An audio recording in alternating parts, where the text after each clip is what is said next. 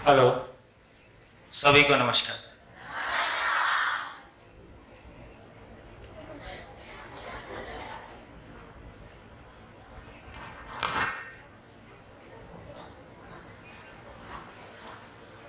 हाँ जी, तो अब तो 3 दिन पूरा हो गया। तो जो एक शिविर का नयापन, कंटेंट का नयापन, कितने लोग पहली बार शिविर कर रहे हैं? बहुत सारे लोग। तो लगभग हम कोई भी जब पहला शिविर करते हैं तो शुरू का 2 दिन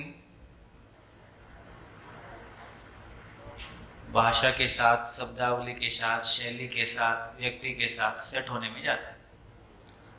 तो अब कितने लोग ये फील कर रहे हैं कि अब कोई परेशानी नहीं है, बहुत आराम से चल रहे हैं, है ना? अब लगभग हम फ्री फ्लो में आ गए। तो चलो एक काम करते हैं, पिछले 3 दिन में क्या उपलब्धि आपको व्यक्तिगत हुई, एक बार 2 मिनट में उसको अपनी कॉपी में, नोटिस में ले लें, फिर शेयर करेंगे, फिर आगे बढ़ेंगे। क्या उपलब्धि हुई? आपके भाव और विचार की स्थिरता के लिए आपको क्या मटेरियल मिला, क्या चीज मिली? कितने लोग अभी और लिखना चाहते हैं? और लिखना चाहते हैं? लिखिए लिखिए लिखिए।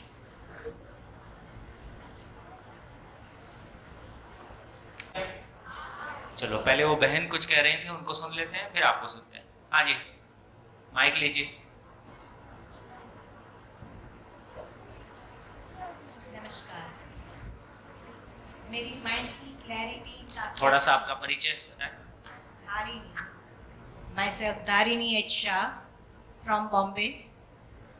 माइंड की क्लैरिटी काफ़ी बढ़ी, विश्वास काफ़ी बढ़ा, आत्मविश्वास खुल के चल रहा है कि नहीं, अभी अच्छा है। यहाँ पॉजिटिव थॉट्स तो होती ही हैं, लेकिन उसको जीवन में अप्लाई करें। सो इस तरह से सोच आगे बढ़ी एंड क्लियरेंस होती है जब माइंड में, तब ये अच्छी तरह से प्रगति करती है। Thank you. बहुत बढ़िया, बहुत बढ़िया। हाँ जी, और कौन कौन बोलना चाहते हैं? माइक माइक खड़े हो जाइए जो जो बोलना चाहते हैं। गुड। मुझे 3 दिनों में मुझे 3 दिनों में ये पता चला कि दुख के बाद सुख ऐसा नहीं होता, पर निरंतर सुख मिल सकता है अगर हमें जीना आ जाए तो। और हम जहाँ भी जाए वहाँ जिंदगी जी सकते हैं, वो पता चला। और त्याग को हम कुछ पाने के लिए अनावश्यक को छोड़ दे, उसे कहते हैं, और ज्यादा सुख मिल सकता है, वो पता चला। अब ससुराल का खतरा नहीं।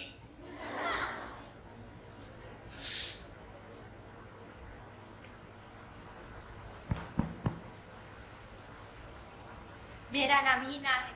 मैं आपको बताना चाहती हूँ कि मैंने अपने जीवन में उतारने वाली जो चीजें रखी। हमारे जीवन में केवल पैसे से सुख नहीं पाया जा सकता, उसके लिए स्वीकृति होनी चाहिए। परिवार के सभी लोगों को समझकर स्वीकृति के साथ चलना चाहिए। जिंदा रहने की कोई भी चीज जीने में काम नहीं आती। हम लोग अगर समझकर जिए और स्वीकृति के साथ जिए तो आगे जो समाज होगा उसे हम समझा सकते हैं कि खुशी क्या होती है। जीवन में मान सम्मान पाना गलत बात नहीं है, परंतु उसका तरीका गलत है। क्या बात। कोई भी समस्या का हल समझ के बिना नहीं निकाला जा सकता। गुड। हाँ जी, नमस्कार जी जी। अभी 3 दिन के थोड़ा माइक ऐसे रखिए, ऐसे। जी जी जी। 3 दिन के हमारा जो ये प्रवास चल रहा है, इसमें मुझे लगा कि जैसे अभी जीने के लिए जो चाबी चाहिए वो शायद मिल रही है। जो पहले ये नहीं हुआ था, तो जो अनजान व्यक्ति से उसके साथ संवाद करने में दिक्कत होती थी, मगर अभी पता चला कि हम एक ही जर्नी कर रहे हैं, सुख की शोध में है, तो उसकी अनजानापन निकल जाता है, तो उसके में अच्छे से कनेक्ट हो सकता हूँ। दूसरा, मुझे लगा कि ये तो भगवान ने बाय डिफ़ॉल्ट ये सॉफ्टवेयर रखा ही था सुख का, हाँ, मगर उसको एक्टिवेट करने की अभी चाबी मिल गई। बस बस। तो ये एक्टिवेट होगा, मैं अपने जीवन में उसका इस्तेमाल करूँगा, तो पूरी श्रद्धा है कि मैं सुखी हो पाऊँगा। बहुत बढ़िया। अभी मैं ये प्राकृतिक कृषि का काम कर रहा हूँ। तो मैं जब किसानों को एड्रेस कर रहा था तो उसको पैसे की वो दिखाकर उसको एड्रेस कर रहा था कि भाई इसमें आपको पैसा मिलेगा। अभी ऐसे ही सब जगह ऐसे ही। हाँ जी। अभी मुझे पता चला कि अगर मैं किसान को सुख की शोध में एड्रेस करूँगा तो मैं अच्छे से ज़्यादा तरह से आगे बढ़ पाऊँगा और ये करवा सकूँगा। दूसरी बात ये हुई कि जीवन में भाव भी इतना महत्वपूर्ण है जितना पैसा नहीं। भाव ज़्यादा महत्वपूर्ण है, मगर अगर भाव है वो जिंदा रहने की बजाय जीने के स्तर में अगर हम उसका इस्तेमाल करेंगे तो ये भाव हमें बहुत सुख दे सकता है। जी बहुत बढ़िया, बहुत बढ़िया। देखिए आपके कमेंट पे मेरे को एक पुराना कमेंट याद आ रहा है। तो सूरत की एक बहन ने शिविर के लास्ट दिन बोले हम कोई भी मोबाइल या कोई भी चीज़ लेके आते हैं तो उसका मैनुअल साथ में होता है। कोई नई इलेक्ट्रॉनिक मशीन लेके आए और उसका मैनुअल हमको ना मिले तो हम उस मशीन को ऑपरेट नहीं कर सकते या गलत ऑपरेट करेंगे, नुकसान भी हो सकता है। तो मानव रूपी बेस्ट इंटेलिजेंट मशीन हमको मिली है और विदाउट मैनुअल है। बेस्ट इंटेलिजेंट मशीन हमारे पास है, मशीन के रूप में हम हैं, लेकिन इसका मैनुअल हमारे पास नहीं है। वो मैनुअल ना होने की वजह से सारी परेशानी। जैसा आपने कहा, यदि प्रकृति अपने आप में पूर्ण है, देखो सूत्र यह है कि अस्तित्व के प्रति विश्वास से स्वयं के प्रति विश्वास। अस्तित्व के प्रति विश्वास, जैसे जैसे हम अस्तित्व को समझते हैं तो हमको स्वयं के प्रति विश्वास आता है, क्योंकि मैं भी उसका पार्ट हूं, क्योंकि मैं भी प्रकृति सहज उद्घाटन हूं, प्रकटन हूं, प्रकृति में बना हूं। तो अस्तित्व के नियम को जैसे जैसे समझते हैं और हमारी ये आस्था है कि प्रकृति अपने आप में पूर्ण है, इसका मतलब एक मानव सुख चाहता है कि सभी मानव सुखी होना चाहते हैं। सभी मानव सुखी होना चाहते हैं और मान ले कि नहीं हो सकते हैं, जैसा अभी दिखता है।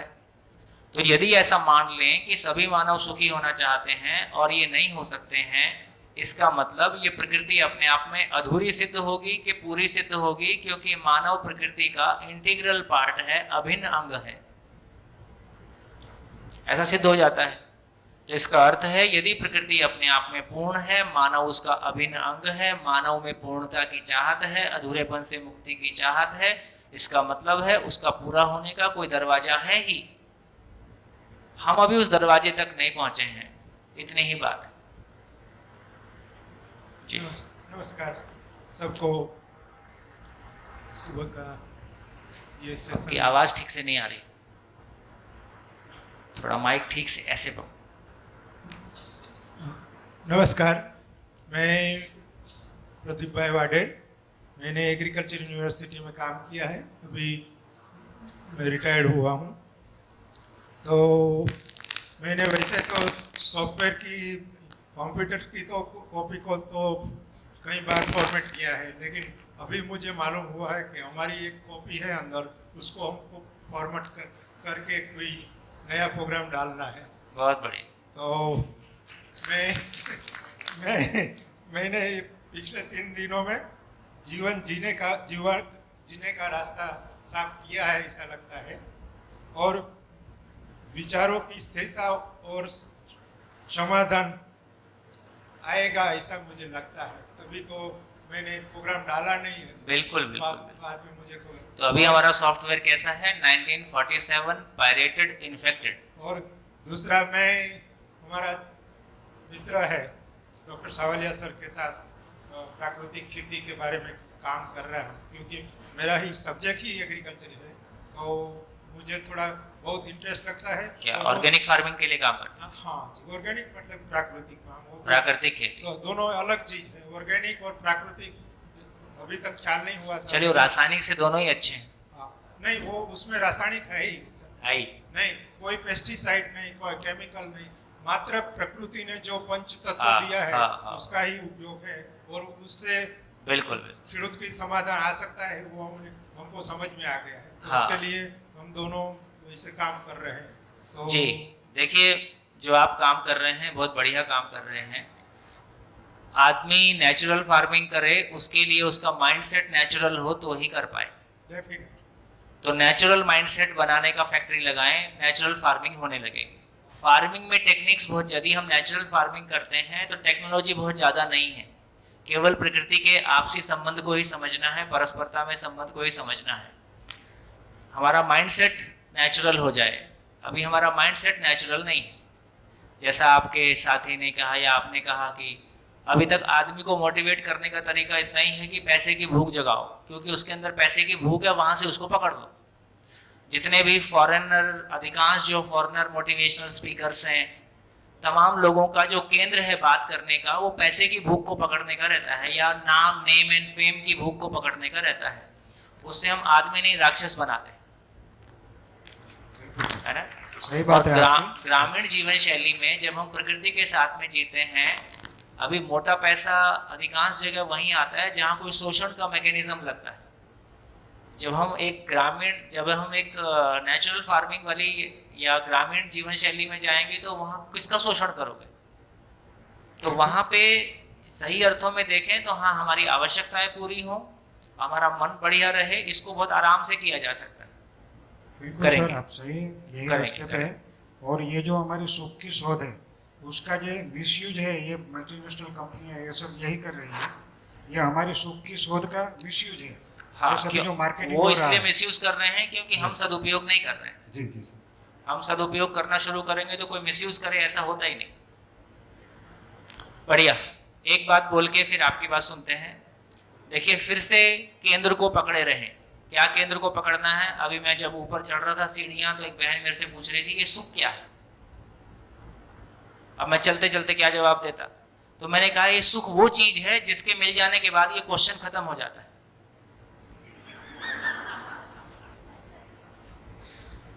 भाई, मिठाई क्या होती है? जब तक नहीं खाई तब तक क्वेश्चन है, एक बार खा लिया उसके बाद क्वेश्चन खत्म है।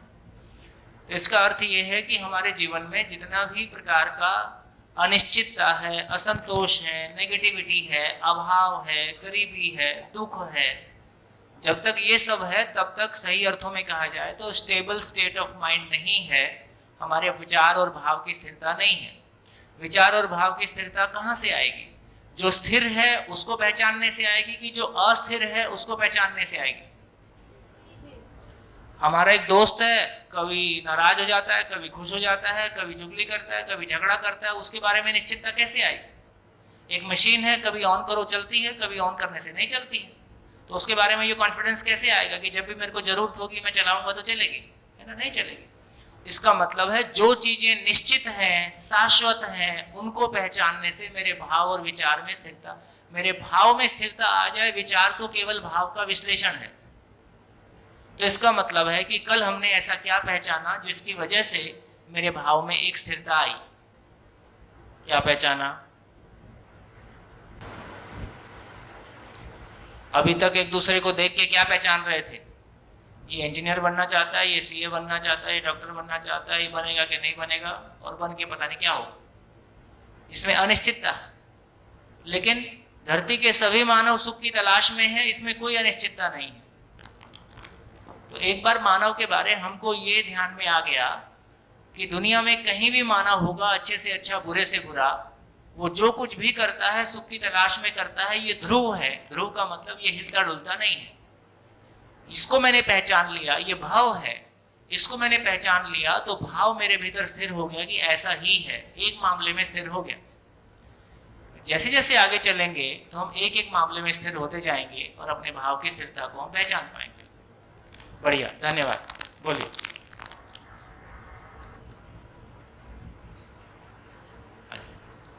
नमस्कार। पूर्णता से पूर्णता की तरफ जाने का जो जीवन, थोड़ा माइक ठीक से। पूर्णता से पूर्णता की तरफ का जो जीवन दौर हाँ। हम जो सीख रहे हैं सर, बहुत बढ़िया। तो मैंने एक उदाहरण के रूप में मैंने लिया है जो कि जैसे बाजार में ताला मिलता है तो कुछ लीवर होता है, 2, 3, 4, 5, 7। तो मैंने 7 लीवर का लॉक लिया है और चाबी साथ में ही आती है लॉक के साथ में। तो वो जो चाबी थी वो कहीं किसी जेब में थी। वो आज 2 दिन है तो 2 लॉक खुल गए मेरे। अभी 7 दिन में शायद हो सकता है पूरा लॉक खुल जाए मेरा। खुल जाए। जो लॉक खुलेगा, बिल्कुल खुलेगा, क्योंकि अस्तित्व में कुछ बंद है ही नहीं, सब खुला ही हुआ। जी, ताला भी हमारे पास था, कुंजी भी ताले, हमारे पास थी। बिल्कुल। तो कुंजी किसी जेब में रखी गई थी, वो खुल रही है धीरे धीरे। बहुत बढ़िया धन्यवाद। जी, धन्यवाद। हाँ जी, और माइक।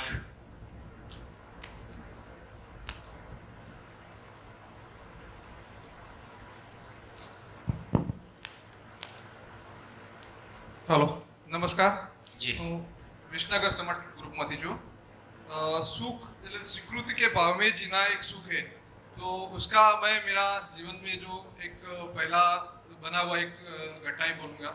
तो जब भी मैं पहले बॉम्बे रहता था, बॉम्बे ऑयल फैक्ट्री सब संभालता था, तो मेरे को उधर से जब भी शिफ्ट हुआ तो विसनगर हम लोग आए, तो विसनगर आने के बाद मेरे को एग्रीकल्चर डिपार्टमेंट का जब भी हमारा ग्रुप ने चाचा लोग ने बोला कि आपको एग्रीकल्चर डिपार्टमेंट संभालने का है, तो भी मेरे को ऐसा लगता था कि एग्रीकल्चर तो खेती तो थोड़ी किया जाता है, खेती नहीं करना चाहिए, और मैं तो थोड़ी खेती करूँ।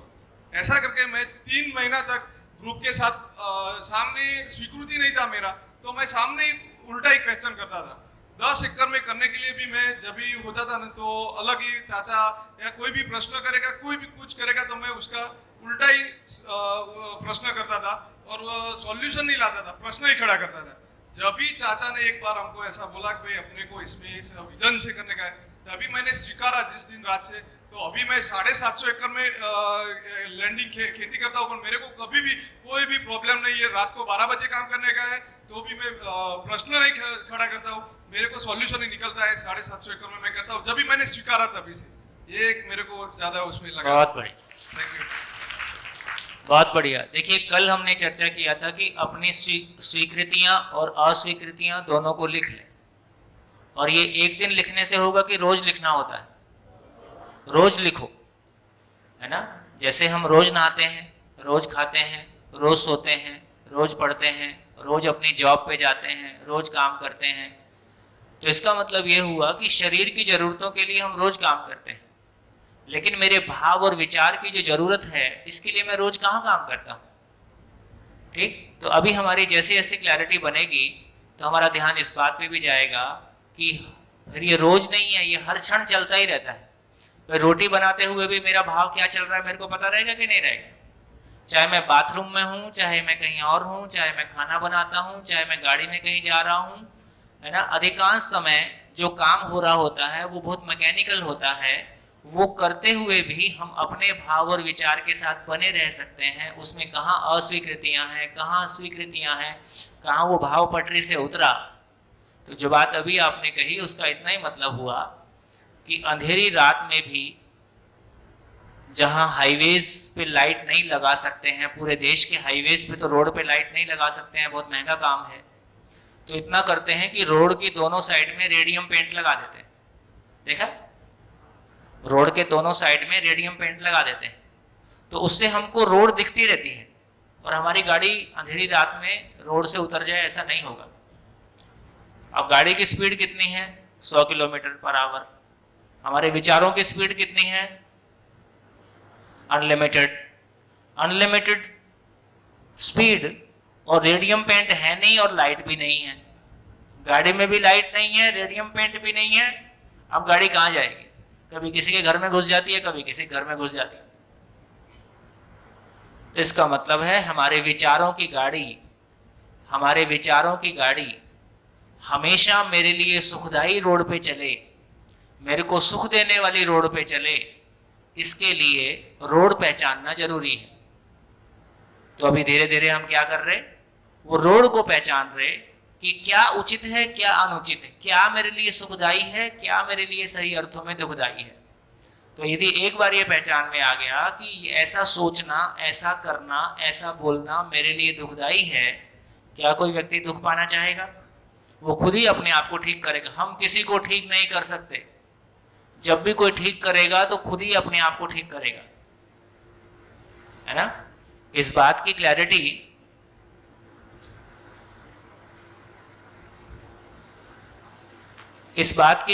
हमको आ जाए कि हम किसी को ना कुछ समझा सकते हैं, ना हम किसी को ठीक कर सकते हैं। हम क्या कर सकते हैं? हम खुद को हम समझ सकते हैं और ठीक हो सकते हैं। हम समझ सकते हैं और ठीक हो सकते हैं, और हम कुछ ठीक हो गए तो दूसरों को दिखेगा कि नहीं दिखेगा? वो दिखता ही है। फिर वो भी ठीक होना चाहता है तो हमसे पूछ लेगा। वो ठीक होना चाहता है तो कोई सहयोगी हो सकता है। हम किसी को ठीक नहीं कर सकते, हम किसी को समझा नहीं सकते। कोई समझना चाहता है, हम उसके समझने में सहयोगी हो सकते हैं। तो ज्यादा काम नहीं बचा, काम इतना ही बचा कि मुझको ठीक होना है, मुझको समझना है, बाकी जैसी आवश्यकता होगी कर लेंगे। बढ़िया। हाँ जी, माइक। हेलो, आवाज कम है क्या आज? थोड़ी सी उठाओ। Hello hello. हाँ, मेरा नाम माया है, मैं यहीं पे पढ़ाई करती हूँ। मेरा प्रश्न है स्वीकृति और अस्वीकृति से है। आपने कल कहा था कि कोई हमें कहीं पे जाने से मना किया, उसने जो उदाहरण दिया था उसी पर है। उसने मना किया है तो उसकी स्वीकृति है कि हम वहाँ ना जाए, तो हमारी स्वीकृति है हम वहाँ जाए। तो इन दोनों में से हमें एक को स्वीकार करना है, एक को अस्वीकार करना है। पर अगर हम उनकी बात मानते हैं तो हम अपनी स्वीकृति को अस्वीकार करते हैं तो दुखी होते हैं। तो और वो दुखी हो वो भी हमें नहीं चाहिए। तो बीच में जो आपने कहा था झेलना पड़ेगा, तो क्या हमें हमेशा झेलना ही पड़ेगा? हमेशा नहीं, जब तक दोनों में समझदारी नहीं है तब तक। और एक और क्वेश्चन है मेरा, ये ठीक हो गया? हाँ, ये हो गया। हमेशा नहीं झेलना पड़ेगा, कभी नहीं, कभी। अरे तो जब तक दोनों में समझदारी नहीं है, देखो ये भी बात बहुत साफ सुथरी है कि यदि मेरा बच्चा पढ़ने जाएगा तो समाज में जाएगा। आज दिल्ली की स्थिति ये है कि एक माँ अपने 3 साल के बच्चे को बाहर ग्राउंड में खेलने के लिए छोड़ दे, ऐसा वो एफोर्ड नहीं कर सकती है। उसको लगता है कि मेरे बच्चे के साथ कोई दुर्घटना घट सकती है, तो वो खड़ी ही रहती है। तो समाज धीरे धीरे भय से मुक्त हुआ है कि और भयभीत हुआ है, भयभीत हुआ है। अब यदि समाज भयभीत है तो मेरे को खड़ा ही होना पड़ेगा ना। कब तक होना पड़ेगा? जब तक समाज भी ठीक नहीं होगा। तो इसका मतलब है कि मेरा परिवार भी ठीक हो, ये समाज भी ठीक हो, ये मेरे परिवार के सुखपूर्वक जीने के लिए मेरी जरूरत है ना। अब तक हम जो सोच रहे थे समाज में सब कुछ ठीक हो जाए और मैं गंदगी फैलाते रहूंगा, तो क्या मंगल ग्रह से लोग आएंगे ठीक करने, है ना। तो हमको मेरा परिवार सुख शांति पूर्वक जीना चाहता है, तो ये सारी बात इतनी है कि मेरा बच्चा खेलेगा तो समाज में, पढ़ेगा तो समाज में, शादी होगी तो समाज में, बाजार से खरीद के लाएगा तो समाज में, है ना, मरेगा तो समाज में, जिएगा तो समाज में। इसका मतलब है समाज मेरे घर का आंगन है, समाज मेरे घर का आंगन है। आंगन में गंदगी होगी तो उड़ के घर में भी आएगी और हम नहीं बच सकते।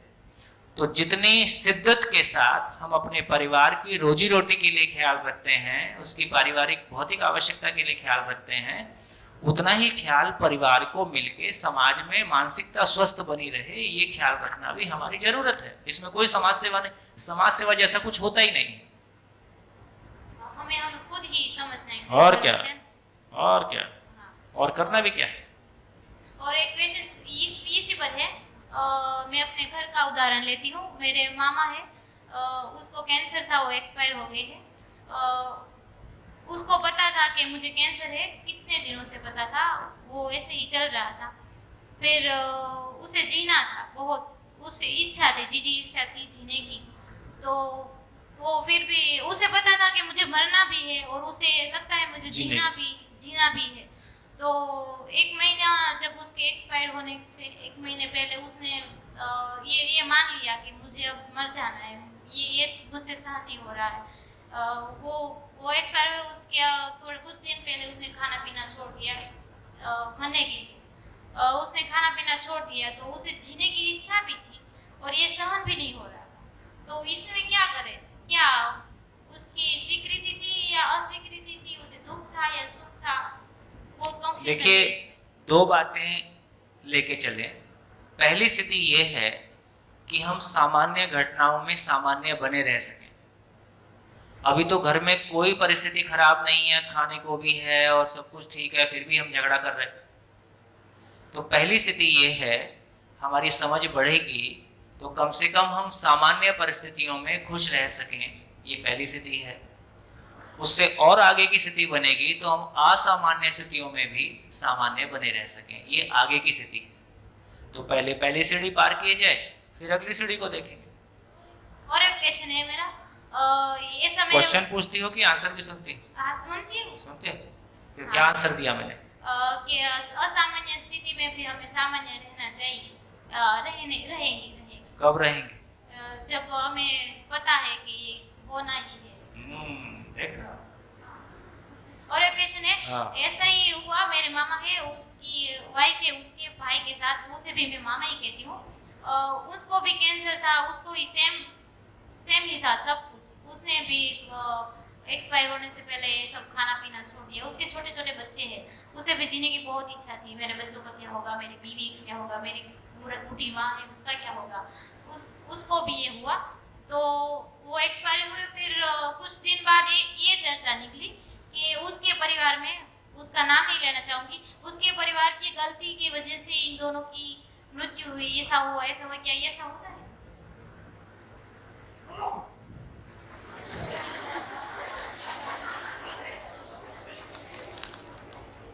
देखो, कंपनी से जो गाड़ी आती है उसमें तो कोई बीमारी नहीं है सामान्यतः। जितनी गलतियां हमारी जीवन शैली में हैं उसकी तुलना में जितने बच्चे पैदा हो रहे हैं बहुत स्वस्थ पैदा हो रहे हैं, बहुत बच्चे बीमार पैदा होने चाहिए। जैसी हमारी जीवन शैली है वैसी। इसका मतलब है प्रकृति में बीमारी की व्यवस्था नहीं है भी तो वो अपने तरीके से कुछ ठीक होता है। लेकिन ये जो हमारा माइंड सेट, सोचने का तरीका, वो जो पैसे की भूख है, वो जो और झंझट है, उसकी वजह से जो रासायनिक खेती है ना। भाई कैंसर, जब हम छोटे थे कैंसर बहुत कम लोग को सुनते थे। अभी ऐसा आजू बाजू हर घर में कुछ केस सुनने को मिल जाएगा। तो इसका मतलब है कि कहीं ना कहीं गलती के रूप में, मेरी गलती हो या समाज में लोगों की गलती हो, भी मैं समाज से सब्जी लेके आता हूँ तमाम, तो पानी जहरीला, हवा जहरीली, सब्जी जहरीली, तो उसका कोई तो प्रभाव पड़ेगा। जितनी एंटीबायोटिक हम खा रहे, कोई भी बीमारी होती है, अभी कोरोना हुआ, तुरंत क्रोसिन सब खाओ, दबा के क्रोसिन खाओ, डोलो खाओ, है ना। क्रोसिन वर्ल्ड के कितने कंट्रीज में बैन है और बहुत खतरनाक दवाई है। और क्रोसिन हमारे यहाँ ऐसे खाई जाती है जैसे नाश्ते का हिस्सा हो। ठीक। तो एक समाज में जब अवेयरनेस नहीं है, जागृति नहीं है कि क्या उचित है क्या अनुचित है, तो देखो 20 साल की एजुकेशन में हमारे पास कौन सा ऐसा जुगाड़ है कि एक आदमी स्वस्थ कैसे रहे, उसको इसका ज्ञान कहाँ है। जबकि हमारे यहाँ आयुर्वेद जैसा शास्त्र, इतना समृद्ध शास्त्र है। अभी कोरोना के दौरान एक कोई वो आया था इंफॉर्मेशन, यदि एलोपैथी में ये तय करना है कि आदमी ऐसा क्या कि मैं एलोपैथी की बुराई कर रहा हूँ, ऐसा नहीं है, लेकिन एक कॉमन सेंस की बात कर रहा हूँ कि एलोपैथी में एक आदमी को बीमारी नहीं है, उसको पहचानने का तरीका क्या होगा? उसके सारे टेस्ट करो। अभी भी हम कराते ही हैं, कोई शंका होती है तो सारे टेस्ट कराओ, सब कुछ नॉर्मल आ रहा है कि नहीं आ रहा है। आयुर्वेद में कोई आदमी स्वस्थ है, उसको पहचानने का तरीका क्या है? तो उसने 7 पहचान दिया था। 7 पहचान में थे, 7 तो मेरे याद नहीं है। तो उसने कहा था कि पेट साफ ठीक से होता है, एक पहचान है। ऐसी उसने 7 पहचान दी थी जिसको हम ऑब्जर्वेशन से ले सकते हैं कि मैं स्वस्थ हूं कि नहीं हूं। तो इस तरह का ज्ञान यदि हमारी स्कूल एजुकेशन में आ जाएगा, है ना, तो एक बच्चे को जब बड़ा होगा तो उसको पता होगा। अभी सारी एजुकेशन पाके हमको कहाँ पता चला कि कितना खाना है कि नहीं खाना है? अभी ये भी पता नहीं चला है कितना खाना है। तो धीरे धीरे हमको 20 साल की एजुकेशन हमारी जीने की शिक्षा हो। अभी वो सूचनाओं की शिक्षा है, उसमें से बहुत कुछ अच्छा भी है। जो अच्छा है उसको बनाए रखा जाए, जो उसमें से ऐसा है कि बहुत उपयोगी नहीं है उसकी जगह में जो उपयोगी चीजें हैं। क्या उपयोगी चीजें हैं? हम सब स्वस्थ रहें, ये हमारी जरूरत है कि नहीं? तो स्वस्थ रहने का ज्ञान मुझको हो। मैं खुश रहूं, ये मेरी जरूरत है कि नहीं? मेरे खुश रहने का ज्ञान मुझको हो। मेरे घर में जो भी मेरी भौतिक आवश्यकता है उसकी पूर्ति के लिए कोई कौशल मेरे पास हो, इसकी जरूरत है कि नहीं? कोई कौशल मेरे पास हो, इसकी व्यवस्था हो, है ना। तो जो हमारी मूल आवश्यकताएं हैं वो शिक्षा का हिस्सा बने। तो हम इस तरह से हवा में, अभी पूरी शिक्षा कल्पना लोक में है। 12 साल शिक्षा पाए, 15 साल शिक्षा पाए, क्या आ गया हमको? हिंदी इंग्लिश बोलना लिखना पढ़ना आ जाता है, थोड़ी साइंस आ जाती है, थोड़ा मैथमेटिक्स आ जाता है। ये तो 2 साल का काम है। इसमें 15 साल क्यों लगा रहे हैं? फोकस तरीके से करें तो ये जितना काम हम 12वीं की शिक्षा तक पूरा कर रहे हैं ये 2 या 3 साल का काम है।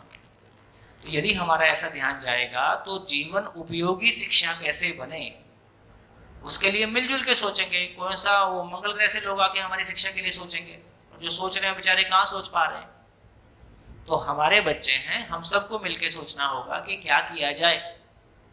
ठीक, अभी समाज में आदमी का काम कितना रह गया? बस पैसा कमाना, एक ही काम है बस हमारा। इससे नहीं चलेगा, जिंदगी को समझना हो। बढ़िया, और बताओ। और मुझे अब तक जो समझ में आया वो बताती हूँ कि अब तक मैं दूसरों से कंपेयर करके अपनी खुशी ढूंढ रही थी। ये पता ही नहीं था कि खुद खुश होने से भी दुनिया को खुश के नजरिए से, मतलब कि हरा रंग का चश्मा हमें पहनना है, सबको हरा रंग का नहीं बनाना है। ये मुझे समझ में आ गया।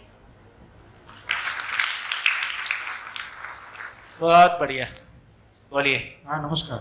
हाँ भैया, अभी आपने बताया कि ये जो बात है ये हमें खुद जीनी है, और हम जिएंगे तो आगे बढ़ेंगे। हाँ, वरना अगर आपने ये सोच लिया होता, आपको जब ये बात मिली तो भाई मैं जी रहा हूँ, मैं सुखी हूँ, मैं क्यों आगे जाऊँ, ऐसा होता ही नहीं वाड़ू है। कर जाऊँ।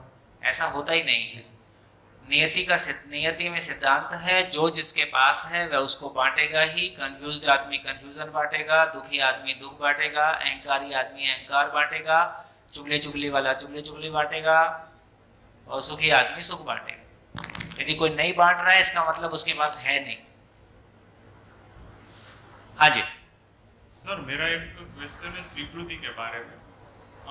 प्रकृति ने नियम बनाया और उससे आइंस्टाइन ने मतलब ऐसे दिया कि E=mc²। तो फिर हमने आदमी ने एटम बम बनाया, वो भी अपने सुख के लिए ही बनाया, ठीक है सर, और वो हमने सबने स्वीकार किया। और मेरा ऐसा मानना है कि अभी युद्ध होगा तो भी वो किसी के सुख के लिए ही होगा, और ठीक है वो सुख के लिए ही सब करते हैं, पर ऐसे एटम बम गिराए और पूरी पृथ्वी का नाश हो सकता है इससे, तो कोई जिंदा ही नहीं रहेगा, तो जीने का मतलब क्या होगा फिर? इसका मतलब क्या हुआ? इसका मतलब ये हुआ कि हमको सुख समझ में नहीं आया। एक आदमी को सुख समझ में नहीं आया, उसकी वजह से उसने सुसाइड कर लिया। इसमें कोई क्या करेगा? नहीं, पर फिर है ना? हाँ। इसका मतलब क्या हुआ? इसका मतलब इतना ही हुआ कि हमको सुख समझना होगा।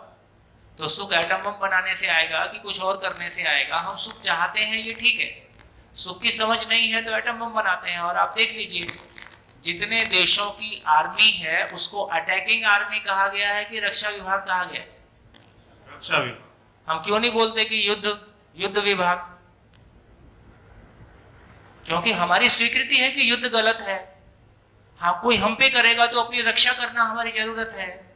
इसलिए सभी देशों की आर्मी रक्षा विभाग कहलाती है, डिफेंस मिनिस्ट्री कहलाती है, युद्ध मिनिस्ट्री नहीं कहलाती। इसलिए जिसने AK-47 बनाया उसके अपराध बोध की वजह से उसने एक प्राइज निकाला शांति के लिए। जिसने हिरोशिमा पे बम गिराया उसमें से 2 पागल हो गए थे। इसका मतलब ये है कि ये जो कुछ भी करने वाला है वो सुखी होने के लिए करता है, लेकिन ऐसा यदि वो रास्ता ठीक नहीं है तो वो सुखी हो जाता है, ऐसा नहीं है। तो सुख समझना होगा। सेकेंड वर्ल्ड वॉर के बाद यूरोप को समझ में आ गया कि युद्ध ठीक नहीं है, तो यूरोप ने युद्ध से हाथ जोड़ लिया, क्योंकि उसने उसका रिजल्ट देख लिया। बढ़िया, आ जाए। मेरा एक क्वेश्चन है कि दिमाग से सोचना और दिल से सोचना क्या दोनों एक ही बात है? ना दिल सोचता है ना दिमाग सोचता है। हमको सोचना ही आता है, ये सोचना है। दिल ब्लड पंप करता है और दिमाग जो सोचता है, यदि बोलेंगे तो वो केवल शरीर के लेवल की कुछ फिजिकल चीजों को कंट्रोल करता है। बाकी चीजों को सोचने वाला कोई और है, उसको चर्चा करेंगे। हाँ जी, और कोई? हाँ जी, नमस्कार। माइक। मुझे लगता था कि जिंदा रहना ही जीना। आप कहाँ हो? मालूम है। अच्छा, कैमरे के पीछे आ गई। मास्क उतार के बोल सकते हैं, ऊपर वायरस नहीं आएगा। मुझे लगता था कि जिंदा रहना ही जीना है, लेकिन जीने का रास्ता ही कुछ है। जीने के लिए कुछ तकलीफ भी आ सकती है। मरने के बाद चिता को भी जलन नहीं होती। तो जो कुछ सीखा वह पहले से ही था, लेकिन हमारा तो ध्यान ही नहीं था उस तरफ। सही अर्थ और उपयोग पता नहीं, मुझे सिर्फ यह शब्द ही पता थे, सही उसका अर्थ नहीं पता। पर अब ऐसा लगता है कि जीवन को जीने का रास्ते पर जो पत्ते गिरे थे वह रास्ता धीरे धीरे स्पष्ट होता हुआ मुझे दिख रहा है। बहुत बढ़िया, शुभकामनाएं। हाँ जी, पीछे एक माइक। हेलो, नमस्ते सर। हम लोग जो 4 दिन से ये सब सुन रहे हैं, आप कहाँ से आए? मैं भावनगर से आई हूँ और यहीं रहती हूँ। यहीं पे रहती 20 दिन से यहीं आई हूँ, रहने के लिए अब आ गई हूँ। जी जी। तो मैं जो हम जिंदा रहना, जीना, सुख की परिभाषा, ये सब जो सुनते हैं, पर मेरे जीवन में मैं ऐसा कह सकती हूँ कि मेरे जीवन में कोई दुख है ही नहीं। मैं यही अक्सर सोचती हूँ कि विश्व में सबसे ज्यादा सुखी मैं हूँ। मुझे किसी के साथ कभी गुस्सा नहीं आता, कभी के कोई तकलीफ नहीं होती।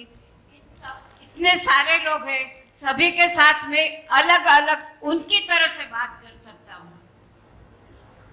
और कभी भी मैं ये सोचती नहीं कि मुझे कोई बड़ी बीमारी आएगी। और कितने सालों से मैं ये कोशिश कर रही हूँ कि जो लोग मेंटली डिस्टर्बेंस पाते हैं, उन लोगों को मैं उनसे बातें करके कई समय, जब तक वो स्वस्थ नहीं हो जाते तब तक हमेशा उनको बात करके उनको मेंटली डिस्टर्बेंस से बाहर निकालती हूँ। बढ़िया, शुभकामनाएं। हाँ जी। स्त्री और पुरुष कंपैरिजन करनी शक्य है क्या? हाँ बेटा, स्त्री और पुरुष, स्त्री और पुरुष के कंपैरिजन करनी शक्य है क्या? हाँ शक्य है, पॉसिबल है क्या? स्त्री पुरुष में कंपैरिजन पॉसिबल है क्या? है क्या? नहीं। हाँ, स्त्री और पुरुष का कंपैरिजन कर सकते हैं क्या, है ना? देखो, पहले ये समझना होगा कि कंपैरिजन क्यों करना है। पहले ये समझना होगा तो कंपैरिजन क्यों करना है। आपकी राइटिंग बहुत अच्छी है, मेरी राइटिंग उतनी अच्छी नहीं है, तो आपकी राइटिंग को देख के मेरे को ये प्रेरणा मिलती है कि मैं भी अच्छा लिख सकता हूँ। आप बहुत अच्छा गाते हो और मुझको लगता है कि मैं भी अच्छा गा सकता हूँ, तो मैं आपसे सीख सकता हूँ। तो कंपेयर करने का ये मतलब होता है कि जो मेरी कमियां हैं उनको मैं दूर कैसे कर सकूं, तो किसके साथ चल के दूर करना है मेरे को कैसे पता चलेगा। तो कंपेयर करके ये समझ में आता है कि इस मामले में मैथमेटिक्स, इसका मैथमेटिक्स अच्छा है, इसकी केमिस्ट्री अच्छी है, तो मैं इससे मैथमेटिक्स सीख सकता हूँ। इसकी केमिस्ट्री अच्छी है या किसी की अच्छी नहीं है तो मैं उसको सहयोग दे सकता हूँ। तो एक सूत्र है, उसको अपन लिख लें। हर मानव अपने महत्व को जानकर तृप्त होता है। हर मानव अपने महत्व को जानकर तृप्त होता है। क्या चीज है? हर मानव अपने महत्व को जानकर, अपनी इंपॉर्टेंस को जानकर, अपनी उपयोगिता को जानकर तृप्त होता है।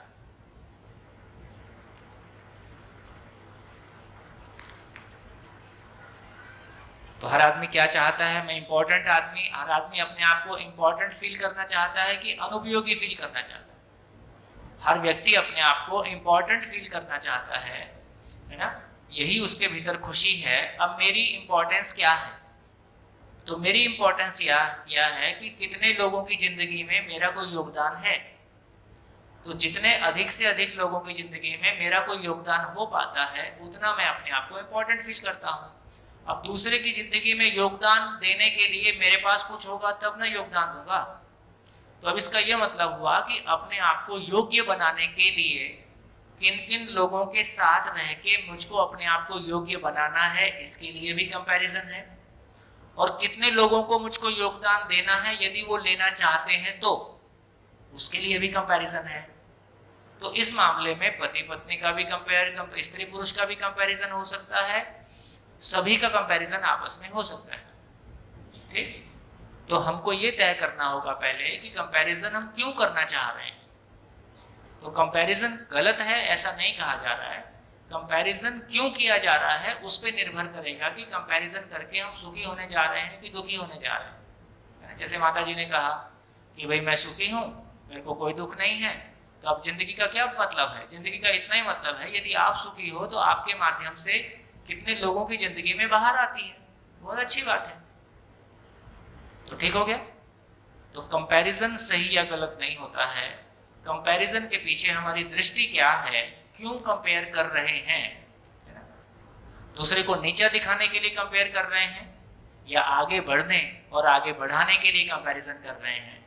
प्रेरणा पाने के लिए, प्रेरणा देने के लिए कंपैरिजन है, या नीचा दिखाने के लिए और नीचा देखने के लिए कंपैरिजन है? ये अपने को देखना हो। बढ़िया, गुड। और बोलिए। हाँ बेटा। स्वीकृत और अस्वीकृत।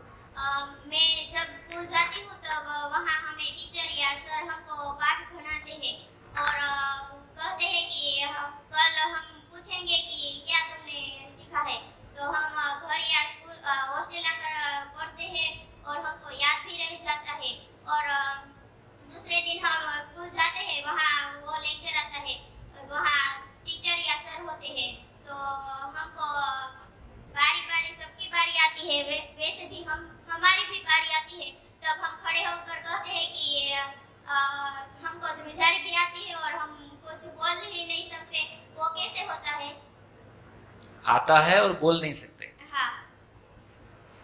विश्वास में कमी, अपने प्रति विश्वास में कमी। इसका मतलब है जरूरी नहीं है कि जो भी पूछा गया सब कुछ मुझको आता हो। हम पढ़ के ही जाते हैं, फिर भी हमको ऐसा क्यों लगता है कि मैं नहीं बोल पाऊंगी? हाँ, वो जो अपने में देखो, पढ़ के जाते हैं और आता भी है, वो क्या चीज है? कौशल है। लेकिन जीने का विश्वास नहीं है। जब स्वयं के प्रति विश्वास नहीं है ना, तो जो हमको आता है वो भी भूल जाते हैं। और जब स्वयं के प्रति विश्वास है, नहीं भी आता है, तो कुछ कॉमन सेंस से कुछ कह सकते हैं। तो इसका ये मतलब हुआ कि बिल्कुल जरूरी नहीं है कि आपका कॉन्फिडेंस होने के लिए उसमें शरीर कहीं बीच में नहीं है। 5 फुट में कॉन्फिडेंस आएगा कि 6 फुट में आएगा, इंग्लिश बोलने से आएगा कि गुजराती बोलने से आएगा, इसका कोई लेन देन नहीं है। तो वो जो अपने भीतर कॉन्फिडेंस है, थोड़ा सा अपने भीतर वो भाव और विचार में हल्कापन आने से, भाव और विचार में स्थिरता आने से, अपने आप में अपनी कीमत, अपनी इंपॉर्टेंस फील कर पाने से हम नॉर्मल रहते हैं। फिर जो आता है तो बता देते हैं कि ऐसा आता है, नहीं आता तो बता देते हैं भी ये मेरे को नहीं आता है, इसमें कोई खराब लगने की बात भी नहीं है ना। तो अपने में विश्वास जैसे जैसे बढ़ेगा ये ठीक हो जाएगा। हाँ जी।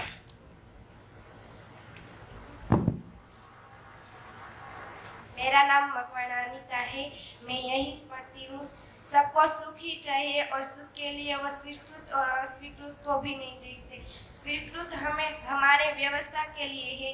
जीना कोई भौतिक वस्तु से जिया नहीं जा सकता, जीना मानसिक स्थिति के आधार से जिया जा सकता है। स्वयं के प्रति विश्वास रखना चाहिए। जो स्वयं में विश्वास होगा तो ही हम दूसरों को विश्वास दिला सकते हैं। हमारी समस्या दुख नहीं है, हमारी समस्या का समाधान नहीं है, वो दुख है। मुझे अब जीने की चाबी मिल गई है, ऐसा मुझे लगता है। देखिए 24 घंटे यदि बच्चे एक स्वस्थ वातावरण में रहते हैं, जैसा कि आप लोग यहाँ रहते हो, और आपकी थोड़ी सी क्लैरिटी बन गई, तो कोर्स को तो 2 महीने में पूरा कर देते हैं। कोर्स कभी भी बोझा नहीं है। हमारा मन नहीं लगता है, उस वजह से कुछ भी पूरा नहीं होता है।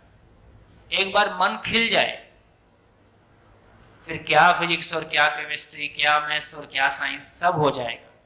ये कुछ भी भारी नहीं है। तो मैं पढ़ाई पे भारी पड़ता हूं कि पढ़ाई मुझ पे भारी पड़ती है? मैं पढ़ाई पे भारी पढ़ूं कि पढ़ाई मुझ पे भारी पड़े? मैं पढ़ाई पे भारी पढ़ूं। एक आदिवासी लड़की थी, इंजीनियरिंग कॉलेज में, NIT रायपुर में पढ़ती थी। जब आदिवासी बच्चे इंजीनियरिंग कॉलेज में आते हैं ना, तो एक तो उनको हिंदी तो दूर, उनको अपनी लोकल भाषा आती है, गोंडी, हल्बी, और उनको हिंदी इंग्लिश तो दूर की बात है। तो ये जो स्वर्ण जातियों के बच्चे हैं, जिनको हम ठीक ठाक मानते हैं, ये उनके मजाक उड़ाते हैं। इससे उनके भीतर बहुत कॉम्प्लेक्स आता है, और कई बार तो बच्चे कॉलेज छोड़ के भाग जाते हैं।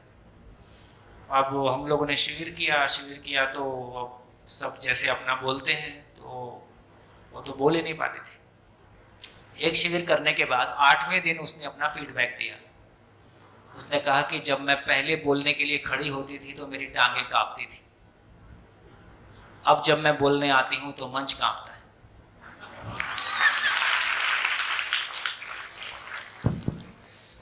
क्या चीज है? मैं बोलता हूं लिखो तो आपको कौन सा याद करके लिखना होता है? अपने में ध्यान देते हैं, अपने में कुछ दिखने लगता है, हम उसको लिख देते हैं। बोलता हूं तो कौन सा आप याद करके बोलते हो? आप अपने में ध्यान देते हो, बोल देते हो। काम की बात क्या है? सारी पढ़ाई का कुल मतलब कितना है? सारी पढ़ाई का कुल मतलब इतना है कि हमको खुद को और नेचर को डायरेक्टली पढ़ना आ जाए। अभी क्या कर रहे हैं आप? डायरेक्टली पढ़ रहे हैं कि नहीं पढ़ रहे? हमारे आपके बीच में कोई किताब है? मैं कोई किताब लेता हूं ना, मैं किताब से बोलता हूं ना, आप किताब से सुनते हो ना, आप किताब से बोलते हो ना, आप किताब से लिखते हो। अपने भीतर देखते हो, अपना लिखते हो, अपना बोलते हो। ये जो जीने का पोर्शन खुलने लगता है, मैं चीजों के बारे में सोच सकता हूं, अपनी बात कह सकता हूं, मेरी बात सही है, ये जीने में आती है। इसको सोचने में अच्छा लगता है, इसको बोलने में अच्छा लगता है, इसको जीने में अच्छा लगता है, तो फिर कहाँ गैप बचा? एक बार ये वाला कॉन्फिडेंस आ गया, फिर आपको पढ़ने का एकदम आपका तरीका बदल जाएगा। जो काम 4 घंटे में होता है वो 2 घंटे में हो जाएगा। ठीक, तो जिंदगी आसान हो जाएगी। बढ़िया, नेक्स्ट। नमस्ते सर, मुझे तरीका चाहिए ऐसा, जैसे ये बात मैं मान गया कि इंसान जो भी करता है वो अपनी खुशी के लिए करता है।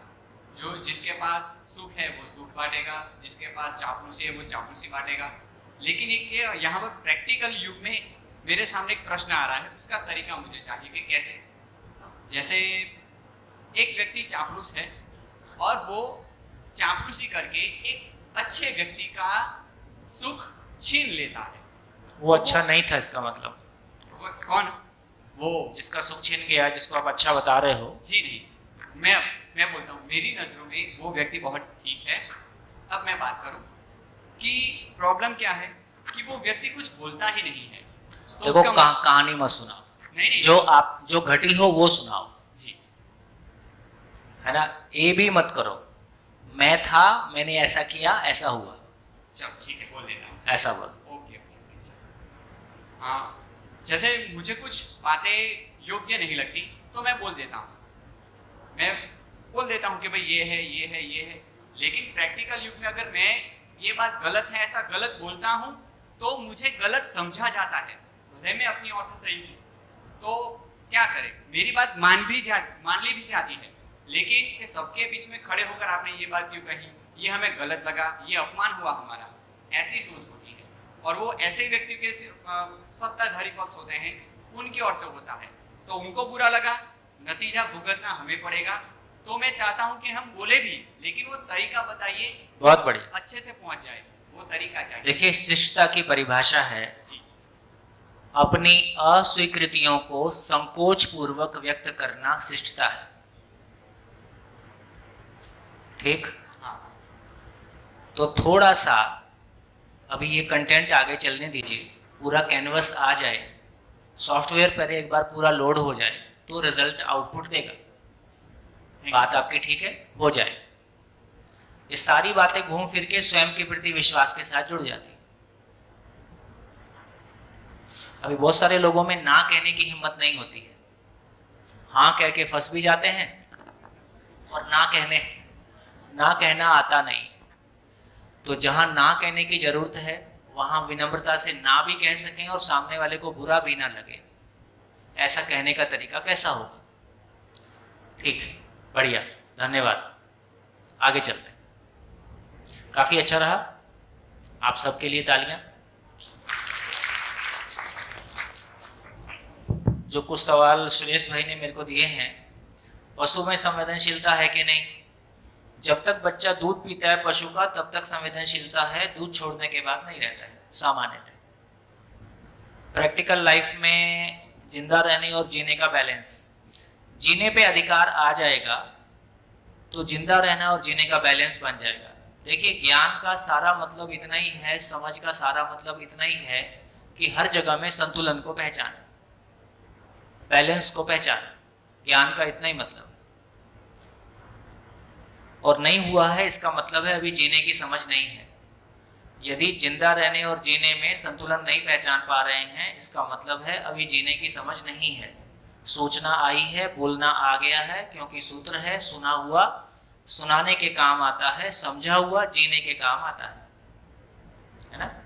फिर से बोलूं, सुना हुआ सुनाने के काम आता है, समझा हुआ जीने के काम आता है।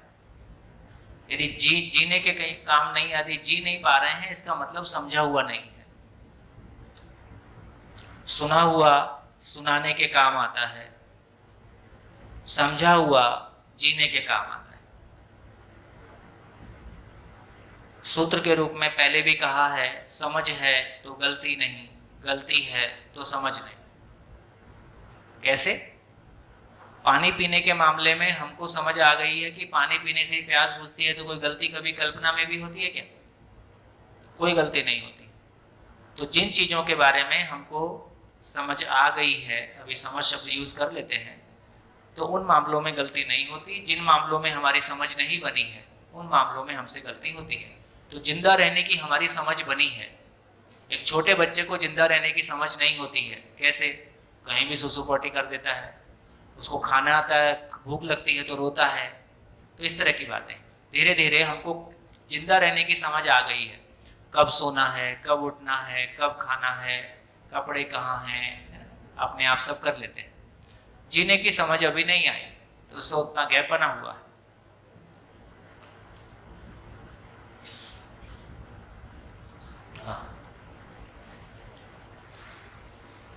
हमारे मन में नेगेटिव का नियंत्रण, हमारे मन में नेगेटिव का नियंत्रण कैसे करना है? जो है उसकी समझ आ जाती है, जीने की समझ। इसलिए फिर से दूसरी भाषा में बोलें, अस्तित्व के प्रति विश्वास से स्वयं के प्रति विश्वास से सारा नियंत्रण। पहले भी कहा गया है। और क्या है? आपको कैसे जीना होगा।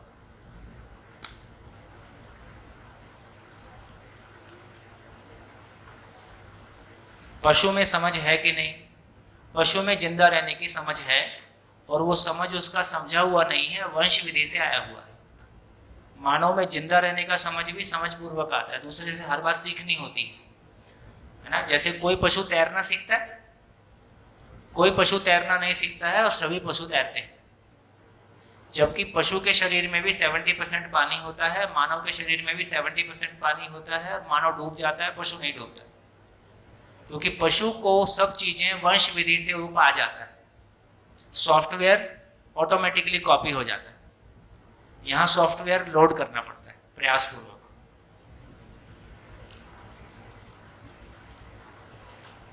निरंतर सुख पाने के बाद मानव निष्क्रिय तो नहीं हो जाएगा? काफी इंटेलिजेंट क्वेश्चन।